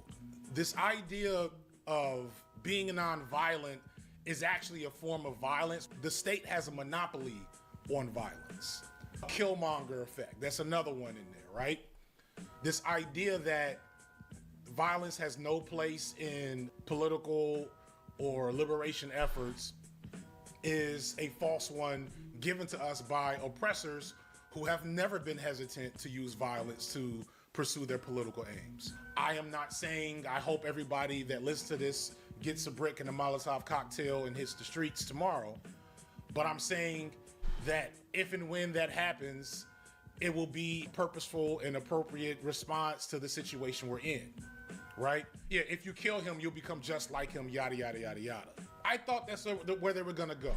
And they did to an extent. I don't wanna misrepresent how the movie ends up going. So a lot of what I talk about is this conversation between how do we get good art and art with good messages in a fundamentally bad system of commerce for producing art. How do we get a evil mega corporation like Disney to make something that actually has genuine good politics in it? And my argument usually is you can't, right? And so the role that I and other over-explainers have is to explain the problems of a movie's politics so that the good parts can be extrapolated and the bad parts can be identified and severed from your conscious appreciation of them. Does that make sense? With that in mind, I have to say, especially coming out and talking to my kids about the film, I was pleasantly surprised with these filmmakers' ability to find some useful nuggets of political messaging that don't land in complete liberal co-opting of radical thought and ideology. So with that in mind, I'm gonna really talk about this movie because I just found its attempts at good politics fascinating, both in where they fail and where they succeed. So here's the story. we have Mabel. Tanaka is a rebel young girl who's really close to her grandmother. And her grandmother is some type of nature person. My first critique, immediately, if I want to be pedantic and really woke about the shit, is that Tanaka should have been First Nations. She seems just straight up Japanese. It's not given Asian, so that would have, but maybe that would have been too on the nose. I don't know. But in my head, she should have been First Nation, but maybe that's my stereotypes about Native American people, that like it just made more sense to have that hyper connect. Well, maybe not. Maybe making her not First Nations actually lends itself to some of the other important characteristics for her. As a passionate animal lover who ferociously follows her heart, Mabel cares for creatures both big and small, but can sometimes lose patience with humankind. Spending time with her gentle, beloved grandma, Tanaka, Mabel finds peace in the beautiful tranquility nature has to offer, until the very glade she grew up caring for is threatened. Though fighting for those without a voice is completely second nature to Mabel, her plan to bring the animals back to the glades proves to be more of a challenge than she expected. Scrappy and fearless in her pursuit, Mabel will use every tool at her disposal, skateboard included, to stop the destruction of animal homes at the hands of Mayor Jerry, voiced by John Hamm. Mayor Jerry is basically Gavin Newsom. We'll come back to that later. So here's the thing about Mabel. Mabel, to me, is a reactionary, unprincipled, unread leftist. Mabel's heart is in the right place, or at least her politics are good in that she seeks ends that all of us would agree upon. But Mabel is reactionary. She is not grounded or incorporated with any meaningful struggle. And this is a very accidentally powerful, possibly, piece of messaging. When she wants to get a petition signed to stop the deforestation thing going on from Mayor Gavin Newsom, she cannot get a single person to sign the petition. And they do a montage of her trying to protest, and she's always by herself. She's done no work to build a coalition in the community she lives in. And I think that's a really important and valuable thing, and I think that's very intentional. It's the through line throughout the movie. Educate, organize, then agitate. And she's got that completely backward. There's no education at all, she's just agitating. Then we get to King George. Now the anarchists aren't gonna like this, because George is a king. On one end, King George is incredibly based, as the kids say. On the other end, he is also completely averse to political violence, which we'll come back to. Right, a king, no! Speaking for anarchists, we don't like it. King George is incredibly based in that he is so deeply rooted in community. He knows everybody in his community's name, a man of the people. When we meet him, he's leading a yoga fitness for the entire community. King George's problem is, again, a little naivete towards political violence, being so people-centered that he can't recognize how his people might be in danger based on the structures around him. He's Zoran the Beaver. Sure, I'll do that. When Mabel meets King George, Mabel is like a CIA operative gone native, gone rogue. Thank you, because she is using what is essentially counterinsurgency tech to defect to the opposition, becoming the mass, so to speak. And this is where I think there's actually really useful messaging. Her plan wasn't to destabilize, but the technology she's using was invented to destabilize. Her goal is to save this Everglade, but it's to save it specifically for her personal desires and needs. It wasn't people-centered, or in this case, really animal-centered. She didn't get to the community of animals and try to educate or build or whatever and explain what was happening fully. She just wanted them to move in the way she wanted them to move so that the Everglades could be solved. So again, unprincipled and reactionary. But because King George is so people-centered, and because he's seeing the opportunity to help his people, and because Mabel is still, saying things that he thinks is valuable, he goes along with it. He also doesn't know this is a human in a beaver suit. King George and Mabel eventually do the thing they need to do to allegedly save the Everglade. Oh, they have something called pond rules, which is clearly like anarcho-communalism, or anarchist communist support communism as a means for ensuring the greatest freedom and well-being for everybody. rather than only the wealthy and powerful, in a sense, providing profoundly egalitarian philosophy, free association, disassociation for individuals and groups, or significantly lowering the number of hours dedicated for necessary labor. And rule number 3, we're all in this together. How is that a rule? Well, it means no matter who you are, you look out for others who need looking out for. Where there's a clear, like, anarchist bend to, like, how the Beavers are moving. Then we get to Mayor Gavin Newsom. They purposely humanized Mayor Gavin Newsom. They could have made him Aloysius O'Hare. They didn't. I appreciate that they actually didn't make Mayor Gavin Newsom a completely awful, irredeemable corporate villain. For if a movie is trying to say something truly challenging in its politics, when you make your villain a cartoon cutout of the oppositional ideology, then you fail to critically engage with that opposition. And thus, in my opinion, you also fail to stillman your own position. Here's the deal. I make a living selling fresh air to people. Trees? Oh, they make it for free. When you don't show how and why an oppositional force can come into power, then you make it impossible for people to see when that thing happens in real life as a bad thing, because it doesn't look like the cartoon shit that they see in their media. The reason why I often think this is because of how racism is often depicted in movies as these foaming at the mouth, irrationally evil white figures. And don't get me wrong, those people have existed throughout history. When you hyper-focus on the cartoonish racism of a few, it makes it so the large majority of people that participate in benign, casual, structural racism can easily separate themselves from the problem that they're a part of. I'm gonna destroy the ecosystem. Ah! Yeah. It's not just everyone's racism is Alex Jones and Nick Fuentes. It's that Alex Jones and Nick Fuentes are extremely rare. And they exist partly for the very reason to marginalize the racism that everybody can identify, at least for now, because clearly people like Tucker Carlson are trying to normalize Fuentes. That's a whole other conversation. All right, so we see Mayor Gavin Newsom with his mom, and we see that the people of the city like him. He is a very well-liked mayor. While I call him Mayor Gavin Newsom, he's also a little Zoran Mamdani. Y'all not gonna like that, but he is a well-liked, charismatic, clearly progressive figure that the city loves. His politics aren't on full display. So it's probably unfair to compare his politics just based on aesthetics to a Zoran Mamdani. Oh, he does do some sneaky shit to get his political agenda across.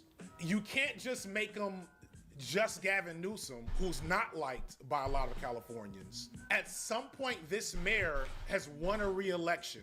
They show him enthusiastic about his role as the mayor. It's not about power per se for him.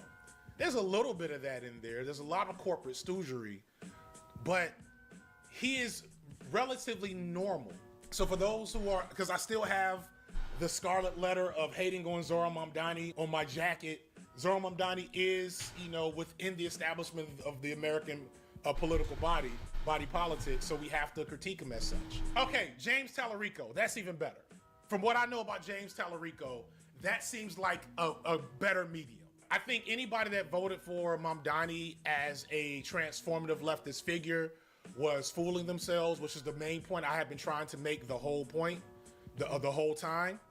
But I think if you look at what he's doing, how are they fooling themselves for Zoran Mamdani? If you look at what he's doing, I guess I have to watch one of his other videos. A progressive agenda or the politics that he represented while he was running, I think you're being unreasonable. All right. Anyway, so we're gonna scratch Mamdani. We're gonna scratch Gavin Newsom. This is Mayor James Tallarico. Progressive aesthetics, corporate inclinations, but still well liked by a group of people. Here's where things get interesting and not so great, but still there's lessons to be learned.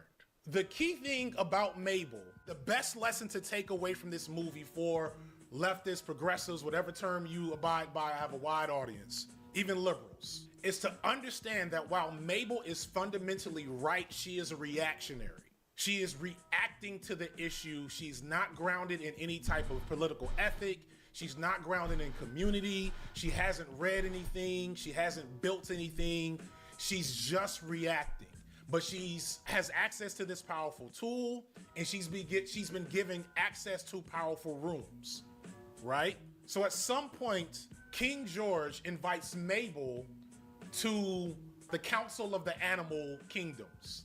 And we meet the Insect Queen, and then there's also the Bird King, the Frog King, the Fish Queen, and the Reptile Queen. So all the animals have their own representative. They have this Council of Animals. At the Council of Animals, things aren't going well for George. Because the council, while George is based, the council is not. The council, everybody else is acting more like how you would imagine a king might act. And George is trying to tell Mabel to chill and we'll figure something out, which is probably not the right move. Mabel convinces the council that they need to do something about the humans. And the council decides, because of the Insect Queen, that they need to, I thought it was gonna be kill all the humans, but it's just kill the mayor. Squish the mayor. I'm like, ooh, my first instinct, and the thing I thought I was gonna hate about the movie, is that it was going to make the really shitty liberal centrist take that if we go too far, if we go too extreme, you'll just empower extremists and they'll burn things down and they'll trans all your kids and they'll take all our guns. The Steven Universe of it all. Yes. That, they'll go too far. That is fundamentally what happens. The movie implies that by resisting your oppressor, you'll go too far if you resist your oppressor the wrong way. However, what the movie actually is doing is pointing out that when you are reactionary, even if your ideas are good, if you haven't grounded yourself in community, did a little bit of education, etc., you will eventually empower bigger reactionaries. You will eventually find yourself following reactionaries that believe in your worldview, but don't really have a useful body politic of their own, aside from reacting to the thing. But yeah, so I think that the creators, they were definitely trying to get across a message about how being reactionary and just doing something to alleviate your own personal frustration allows you to find yourself empowering other reactionaries. So the Insect Queen, also spoiler alert, she kills the Insect Queen, which puts the Insect Queen's son, this guy, the Insect Queen is like flying all in the beaver's face, and she's trying to shoo it away, and she eventually just reflexively hits her with one of those. And it's hilarious. It's at that point, the movie up until that point, I was like, what is all the hype for this movie? Like, just as a piece of entertainment media, I was like, this is cool, but this isn't all that special. The moment she squishes this bug, the movie goes off the rails, and it is fantastic. And the Insect Queen's son is basically Joffrey from Game of Thrones. And so he's even worse, right? But he's been empowered through reactionary behavior. But the plan to kill the mayor happens. And here's where I'm like, hey, you know what? I want to go through what happens to the mayor. Council decides they are going to assassinate the mayor of the humans, the human king, as they call him, right? To save the environment. George and Mabel don't really want that to happen. So they try to murder the mayor, like they genuinely tried to murder the mayor. The mayor genuinely has to fear for his life based on what happens. And I kind of love that. I kind of love that one false move in the way they were trying to defend the mayor, and he is killed by the animals. At a certain point, when the mayor expresses to Mabel that he's still not going to stop what he's doing with the glade, she's like, you know what? We gonna have to kill you. And so she helps She switches sides for a brief moment to try to kill the mayor. And if she wasn't stopped by them, they happened to be in the area at the same time. If she wasn't stopped by them, she would have succeeded in killing the mayor. So like, I kind of love that. I kind of love that one of the messages you have to take away from this movie is that political violence might cook a little bit. My oldest son and my youngest son are debating, and my youngest son is saying, oh, Mabel was doing too much. And my oldest son is like, there is no such thing as too much for the environment. And I'm like, yeah. My oldest son is like, extremes, the environment, that's a serious issue. So like, you may not like it, but you know, something had to be done. Woke is back. And so like, I actually love that. I love that the movie illustrated the value of political violence. Didn't actually kill anybody, but they tried really hard. Left the mayor tied up in his underwear at a certain point. So this character sees his power in the vacuum of his mother's death, and now he's the bad guy because, you know, so let's not give the movie too much credit. Bad guy shifts from being Mayor Jerry to Insect King Joffrey. We see the value in what King Joffrey does. The movie doesn't lean into it, but we see it. But at the end of the day, he's the villain and not him. And so that is an L for the movie, okay? And at the end of the day, Mabel has to compromise with the mayor to save the Everglade, but only after, and here's the worst part. What ends up happening is that there's a fire in the forest, caused from the fighting that they do at the end of the movie, and it burns down a chunk of the forest. And King George sacrifices his own work to have his people help save the city of humans. It's similar again to some Killmonger shit, but they did it in a little more, sacrifice a dam, but also some of their land. Now the land comes back, it's nature, right? You can overthink the reasoning behind it, but the messaging, regardless of how you overthink it, to me is pretty clear. Let's not be too extreme. We're all in this together type situation. And I didn't like that. I wish they'd have figured something else out, but we are still dealing with Disney. But before that happens, there's this other really good part that I think is really valuable, that drives home my reading of the movie. So this whole time, again, Mabel is reactionary.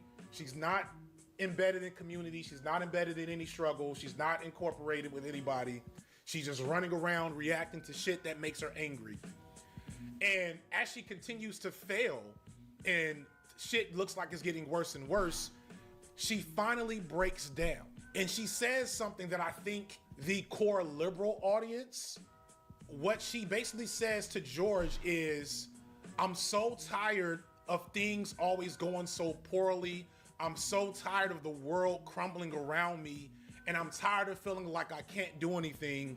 I'm tired of feeling powerless, which is something all of us have felt and feel.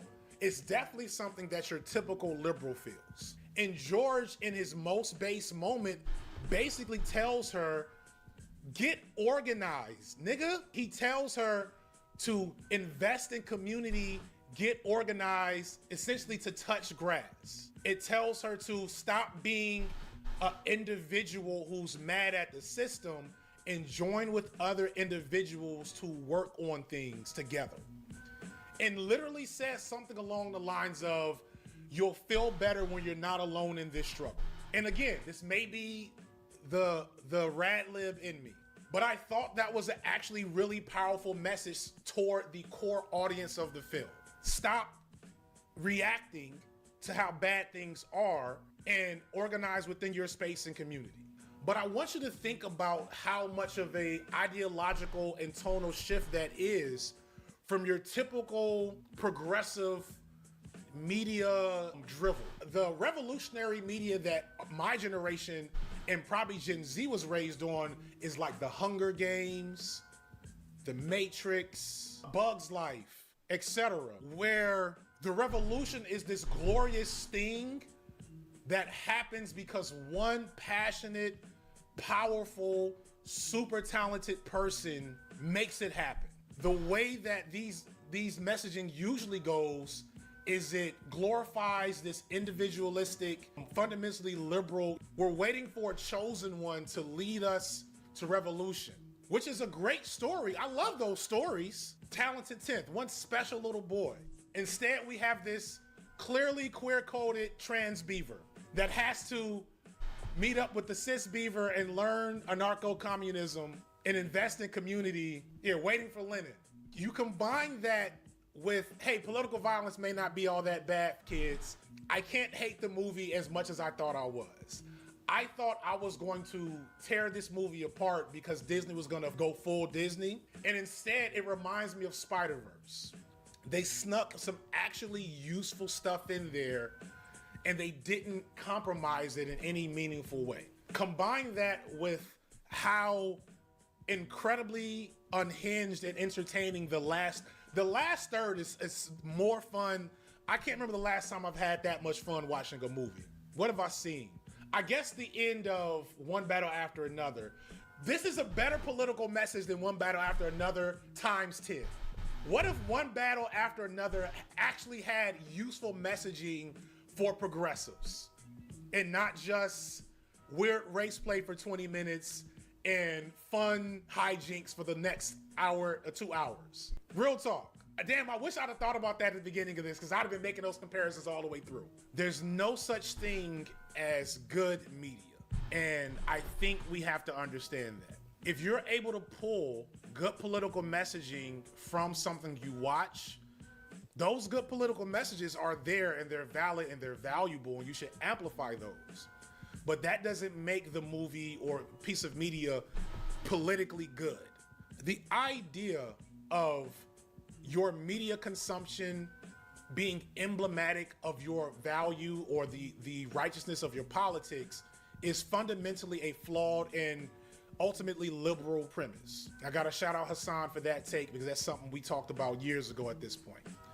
And it actually leads to more reactionary stand-like behavior that is so devoid from engaging with or understanding human behavior that it can only be used to make people dumber and more reactionary.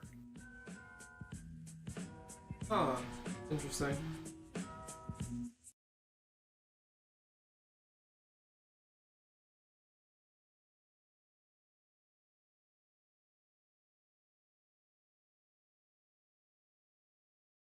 So yeah, I get negative attention all the time. I get hate all the time. But when it comes to Attack on Titan, I just can't resist. I feel like I haven't shat on Attack on Titan in a while. This would be a nice return to form. So let's set some ground rules early. We're gonna do our best to be cordial and gentle to what is a very small channel with very few views. This has less than 1,000 views. But I searched my name at the right time and I was just like, oh.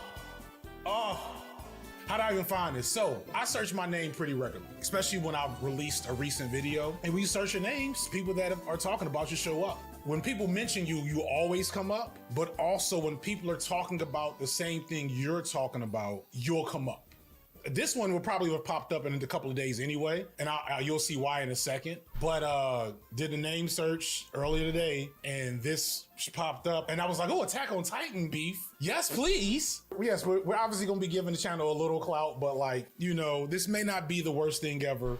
The first part of it, I get some suspicions, and I'm only going to react to the part that mentions me. The creator gives radical centrist vibes. Are radical centrists just contrarians? No. I would say that the current radical centrists to me are right-leaning liberals. But yeah, so let me give background. So Attack on Titan.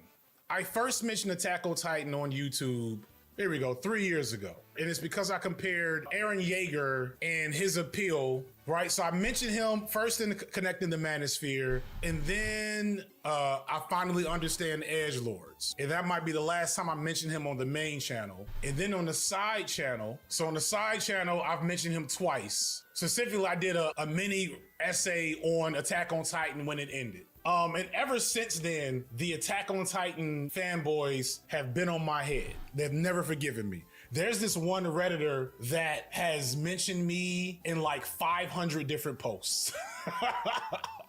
I mean, because you listen, this part of the game, you learn things. First off, when people are obsessed with you, you kind of got to know who they are as much as you can. And so I have no problem constantly going back and forth with and just being a troll with and getting in the slop mud with the Attack on Titan fanboys.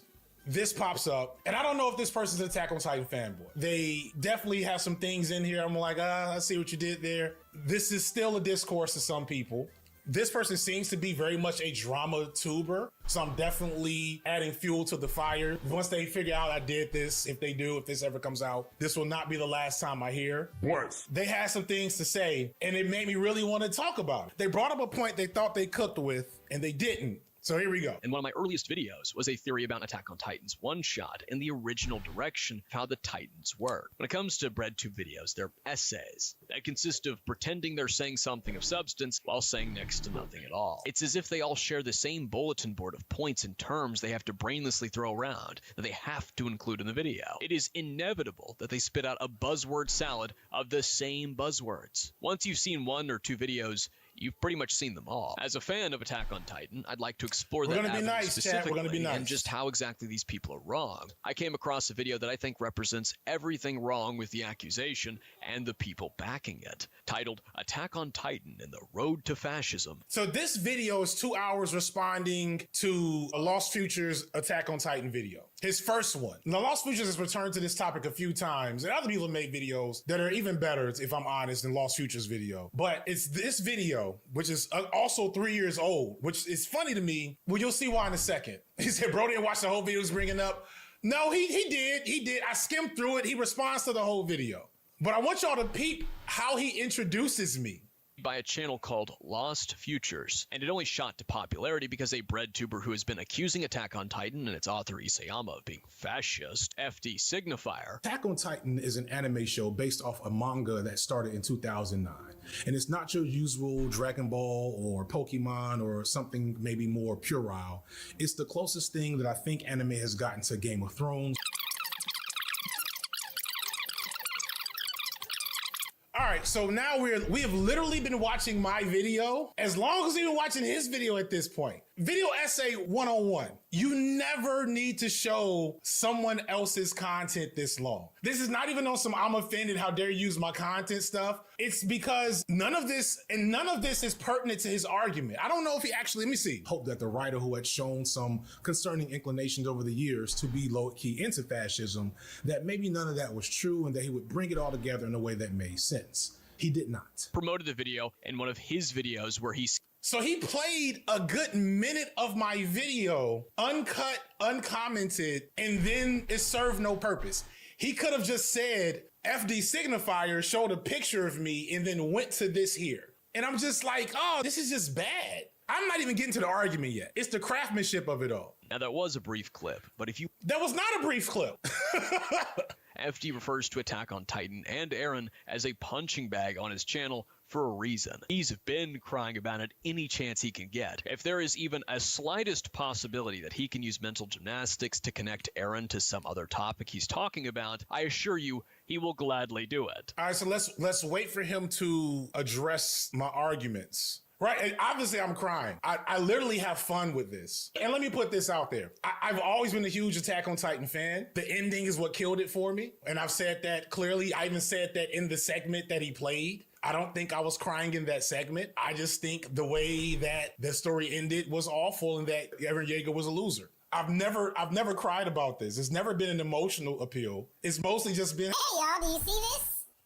It sucks. But you know, Signifier is not really his opinion on Eren Yeager, but more so the contrast when he talks about Eren versus him talking about Killmonger. Specifically, how dare you? They're comparing Eren Yeager to Eric Killmonger. That is his gotcha for me.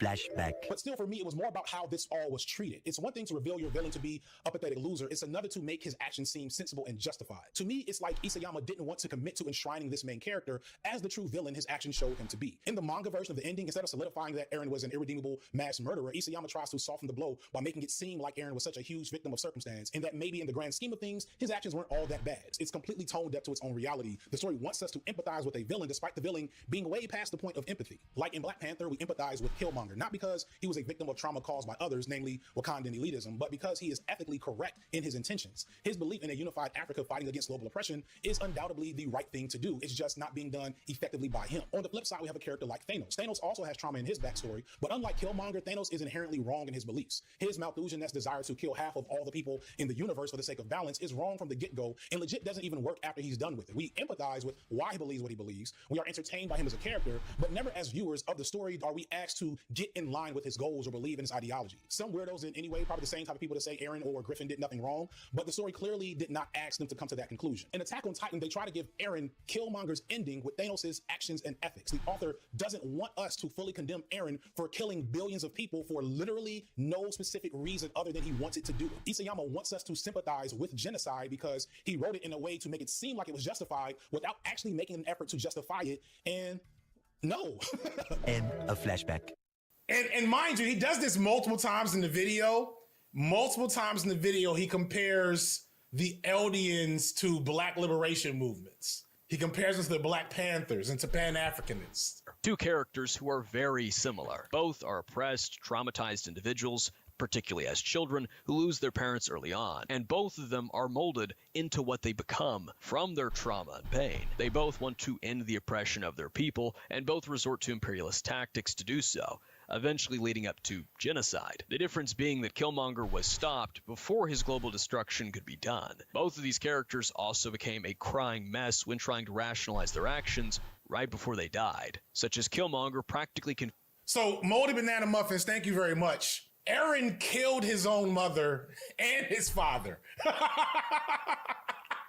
So that's kind of an important detail to point out, is that Eren killed his mother in the name of his liberation movement. Furthermore, and as he points out, which is very important, Killmonger did cry. This is good. That part is true. But had Killmonger been successful, Marvel via Disney's The Black Panther, at a global white genocide for the sake of African people, it would have been treated as the most horrifyingly offensive thing to have ever happened in media, which is why they didn't do it. Regardless of how you feel about Killmonger's behavior, which I've been on record to point out multiple times was wrong, which he distorts here in a second. But the first thing you have to recognize is that if Eric Killmonger, the Hotep fantasy, had been successful at causing a global genocide of predominantly white people in the name of African and Black liberation, and they just put that in the movie, that movie would have been buried under the ocean and then thrown into a volcano at the same time somehow.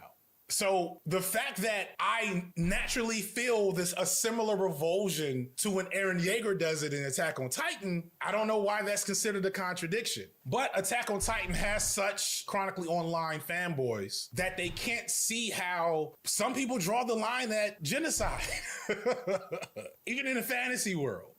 But yes, Eren Yeager killed his own mother. Like, we're already falling apart. Confessing that he was hurting the world because it hurt him and took everything away from him. Both of them talk about killing. Also notice, despite other flaws that I've talked about at length, and I'll get to again here, Killmonger is unequivocally the villain in his story. Eren Yeager is at best a, what I want to call it, a sympathetic villain. Is that fair to call him a sympathetic villain in Attack on Titan? An anti-hero, I'm trying to steel man. Anti-hero, I'm going to say, I'm not even going to put that on him. I'm going to say by the end, he was an anti-hero at certain parts of the show. And then by the end, he becomes a sympathetic villain. They both have their rise to power moments shirtless.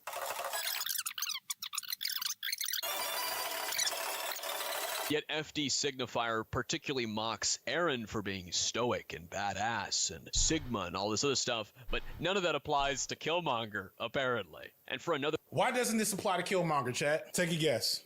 Reason number one, Killmonger is black. While black edgelords are definitely a thing, Killmonger did not appeal to edgelords. Killmonger has appeared in no Sigma male grind set YouTube shorts. Killmonger's mission wasn't genocide, it was revolution, even if we disagree with the principles behind it. Furthermore, Killmonger's fan base doesn't like Killmonger because he's an edgelord fantasy. Population of people, especially before the last movie of Attack on Titan, that love Eren Yeager, it was because specifically he was an edgelord fantasy. Killmonger has stands. He does have stands, but Killmonger stands are hoteps. And those groups, both are cringe. I want to be clear, but they're not the same. So no, I wouldn't make those same comparisons towards Killmonger. What made Killmonger cool was they said, what if we took Malcolm X, but also made him Batman, but also made him the Punisher? And that's really dumb, but it sounds kind of awesome. I get it. The Hotep in me gets it. And the edgelord in me liked Eren Yeager. I got it. Super badass, doing MMA moves as a Titan. But edgelords and Hoteps are cringe for very different reasons. They're both cringe. And what he's trying to insinuate, which you'll see by the end of this section, he's trying to insinuate that I don't actually critique Killmonger because he's black. Can edgelords and Hoteps be comparable? I think there's plenty of things to compare. I think both edgelords and Hoteps, I think both edgelords and Hoteps project fantasy onto the real world, which is where most of their problems lie. And then projecting that fantasy into the real world, normal people who are more well-adjusted say, it sounds dumb and stupid. The difference, and I'll get to in a second, is that Hoteps are at least tangentially connected to an actual political tradition that is useful and meaningful, and edgelords, not so much. FD Signifier avoids approaching it from Eren's perspective to understand why Eren is the way he is, why he has the view he does, and why he became radicalized, simply mocking Eren with edgelord and Sigma, crying that it's abhorrent. I want to be clear. I mock Eren to make fun of his fanboys. I completely understand the logic of how Eren arrives at where he arrives. I mock him specifically for his fanboys. I'm not going to pull this up on stream, but I'm just going to show the last video I did on Attack on Titan on the side channel where I explained this. That it's the edgelords that like Eren that I'm mocking. It's not necessarily Eren, it's the edgelords. And I'm trying to show exactly what Isayama did through Eren, that Eren's edgelord behavior is all facade, and he's really a whining loser. And the hardcore Attack on Titan fanboys and edgelords, that's what they hated about the ending. That's what I've always been talking to. That is my main target in this. Despite these similarities, FD Signifier avoids approaching it from Eren's perspective to understand why Eren is the way he is, why he has the view he does, and why he became radicalized, simply mocking Eren with edgelord and Sigma, crying that it's I realize this must be what hurt him specifically, is the fact that I made fun of edgelords. Because everything else is really not true, but we'll come back to that. Abhorrent that the story has such an ending. When talking about Killmonger, he doesn't call him a fascist, and he doesn't call him an edgelord either. All right, so this is categorically untrue. I didn't call him an edgelord, right? But let's go watch my first Black Panther video. The sun will never set on the Wakandan Empire.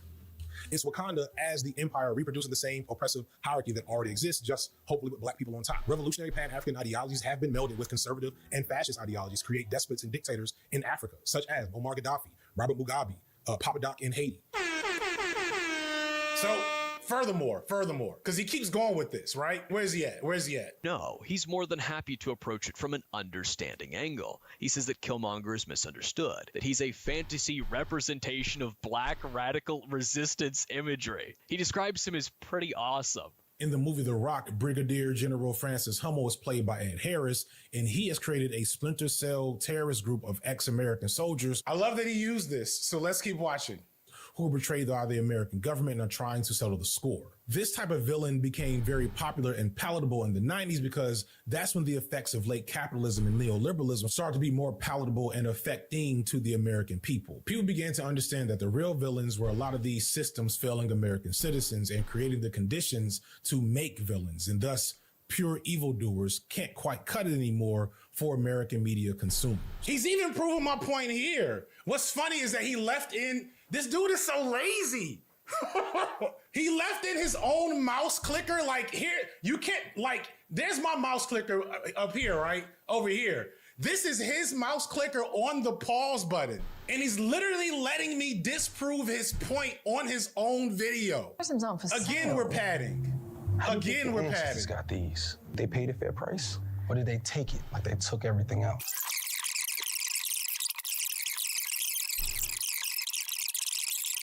All jokes aside, this is just bad video etiquette. Because if I'm just a fan of this creator, I did not click on his video to hear me. I did not click on his video to hear him play someone else's video for literally like 3 minutes now. Some YouTube videos are only 3 minutes long. His tone and attitude is entirely different with Killmonger. That's crazy. Cause Pete, he played 4 minutes of my video. And parts of what he played already disproves his point. But let's continue. I'm gonna let him continue for a second. But I want to show you what he did.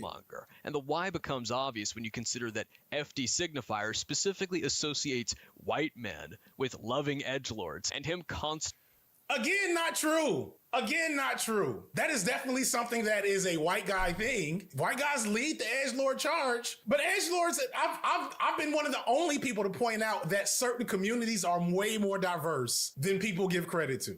But you know, we'll continue. Constantly calling Aaron an edgelord. That said, this video isn't about him. I might end up exploring more of that. All right, so that's the end of my section. I want to show y'all something though. So he played literally 4 minutes of this video. He managed to play. He thought it was fine to play 4 minutes of my video. What do you mean the video's not about him? I'm afraid to see what he said about Lost Futures, but I'm gonna let Lost Futures respond if he wants to respond, because I don't really want to get too deep into this shit. I just thought this was so egregious.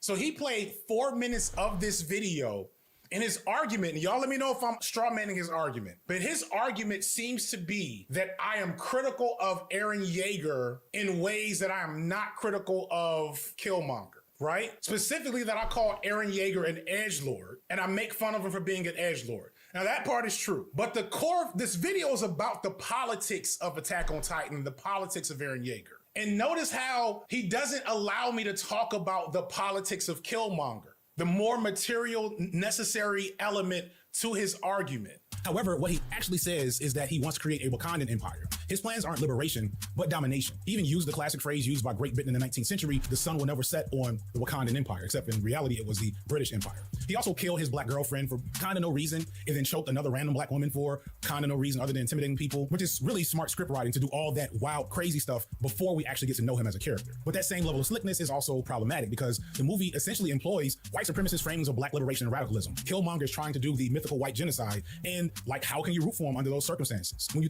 how can you root for someone trying to commit a genocide? How? I can't. Some people can. Some people can. I cannot. So clearly he watched this. Well, we saw him watch the video. But I guess that part doesn't count. He watched it at least twice. This is how I've talked about this character the whole time. And the point I've always made about Killmonger and why Killmonger is a problem is explicitly because of how bad Killmonger's actual politics are. So let me clarify this for anyone that does, if this does come out. Killmonger's goals of black liberation are good. Killmonger's politics are bad. And his politics are bad because he wants to do some white genocide shit. He wants to create a new imperial nation just ruled by black people. A better version of Killmonger was possible. Like, you could do one of two things. Either just make him fully a real Hotep based on the buffoonish actions of Umar Johnson or Tariq Nasheed and give him none of the real politics and show that he was always a shyster to begin with. That still would be problematic, but it would at least be following along a traditional line of actions around that type of... Because Killmonger is a Hotep. And the problem with Killmonger and with Hoteps is that they take the actual legacy of black liberation movements, of Pan-Africanism and black nationalism, and they turn it into what people like this straw man, the energy of the Black Panthers and the Black Liberation Army and Malcolm X and all these things. He takes all of that really good stuff and he puts in FBA Tariq Nasheed bullshit. Not FBA, because I guess FBA wouldn't be Pan-African in any way. But you get my point. Conservative right-wing nationalism with a black face. Killmonger makes this guy's argument that Killmonger and Eren Yeager are the same possible. Is edgelord a slur now? I guess. Maybe that's it. And I think that's something people don't understand. There's black... I played his whole video while I was streaming, so he's probably pissed off about that. Oh, why he's talking about this other guy? He played 4 minutes of my video. Hey, shout out FD Signifier. I do love this guy. His content's amazing. Subscribe to him. Also subscribe to me for playing his stuff. Just kidding. No, you subscribe to me because you like my artwork. You like this album cover that I just finished. there's some things of it that I don't like how this is looking.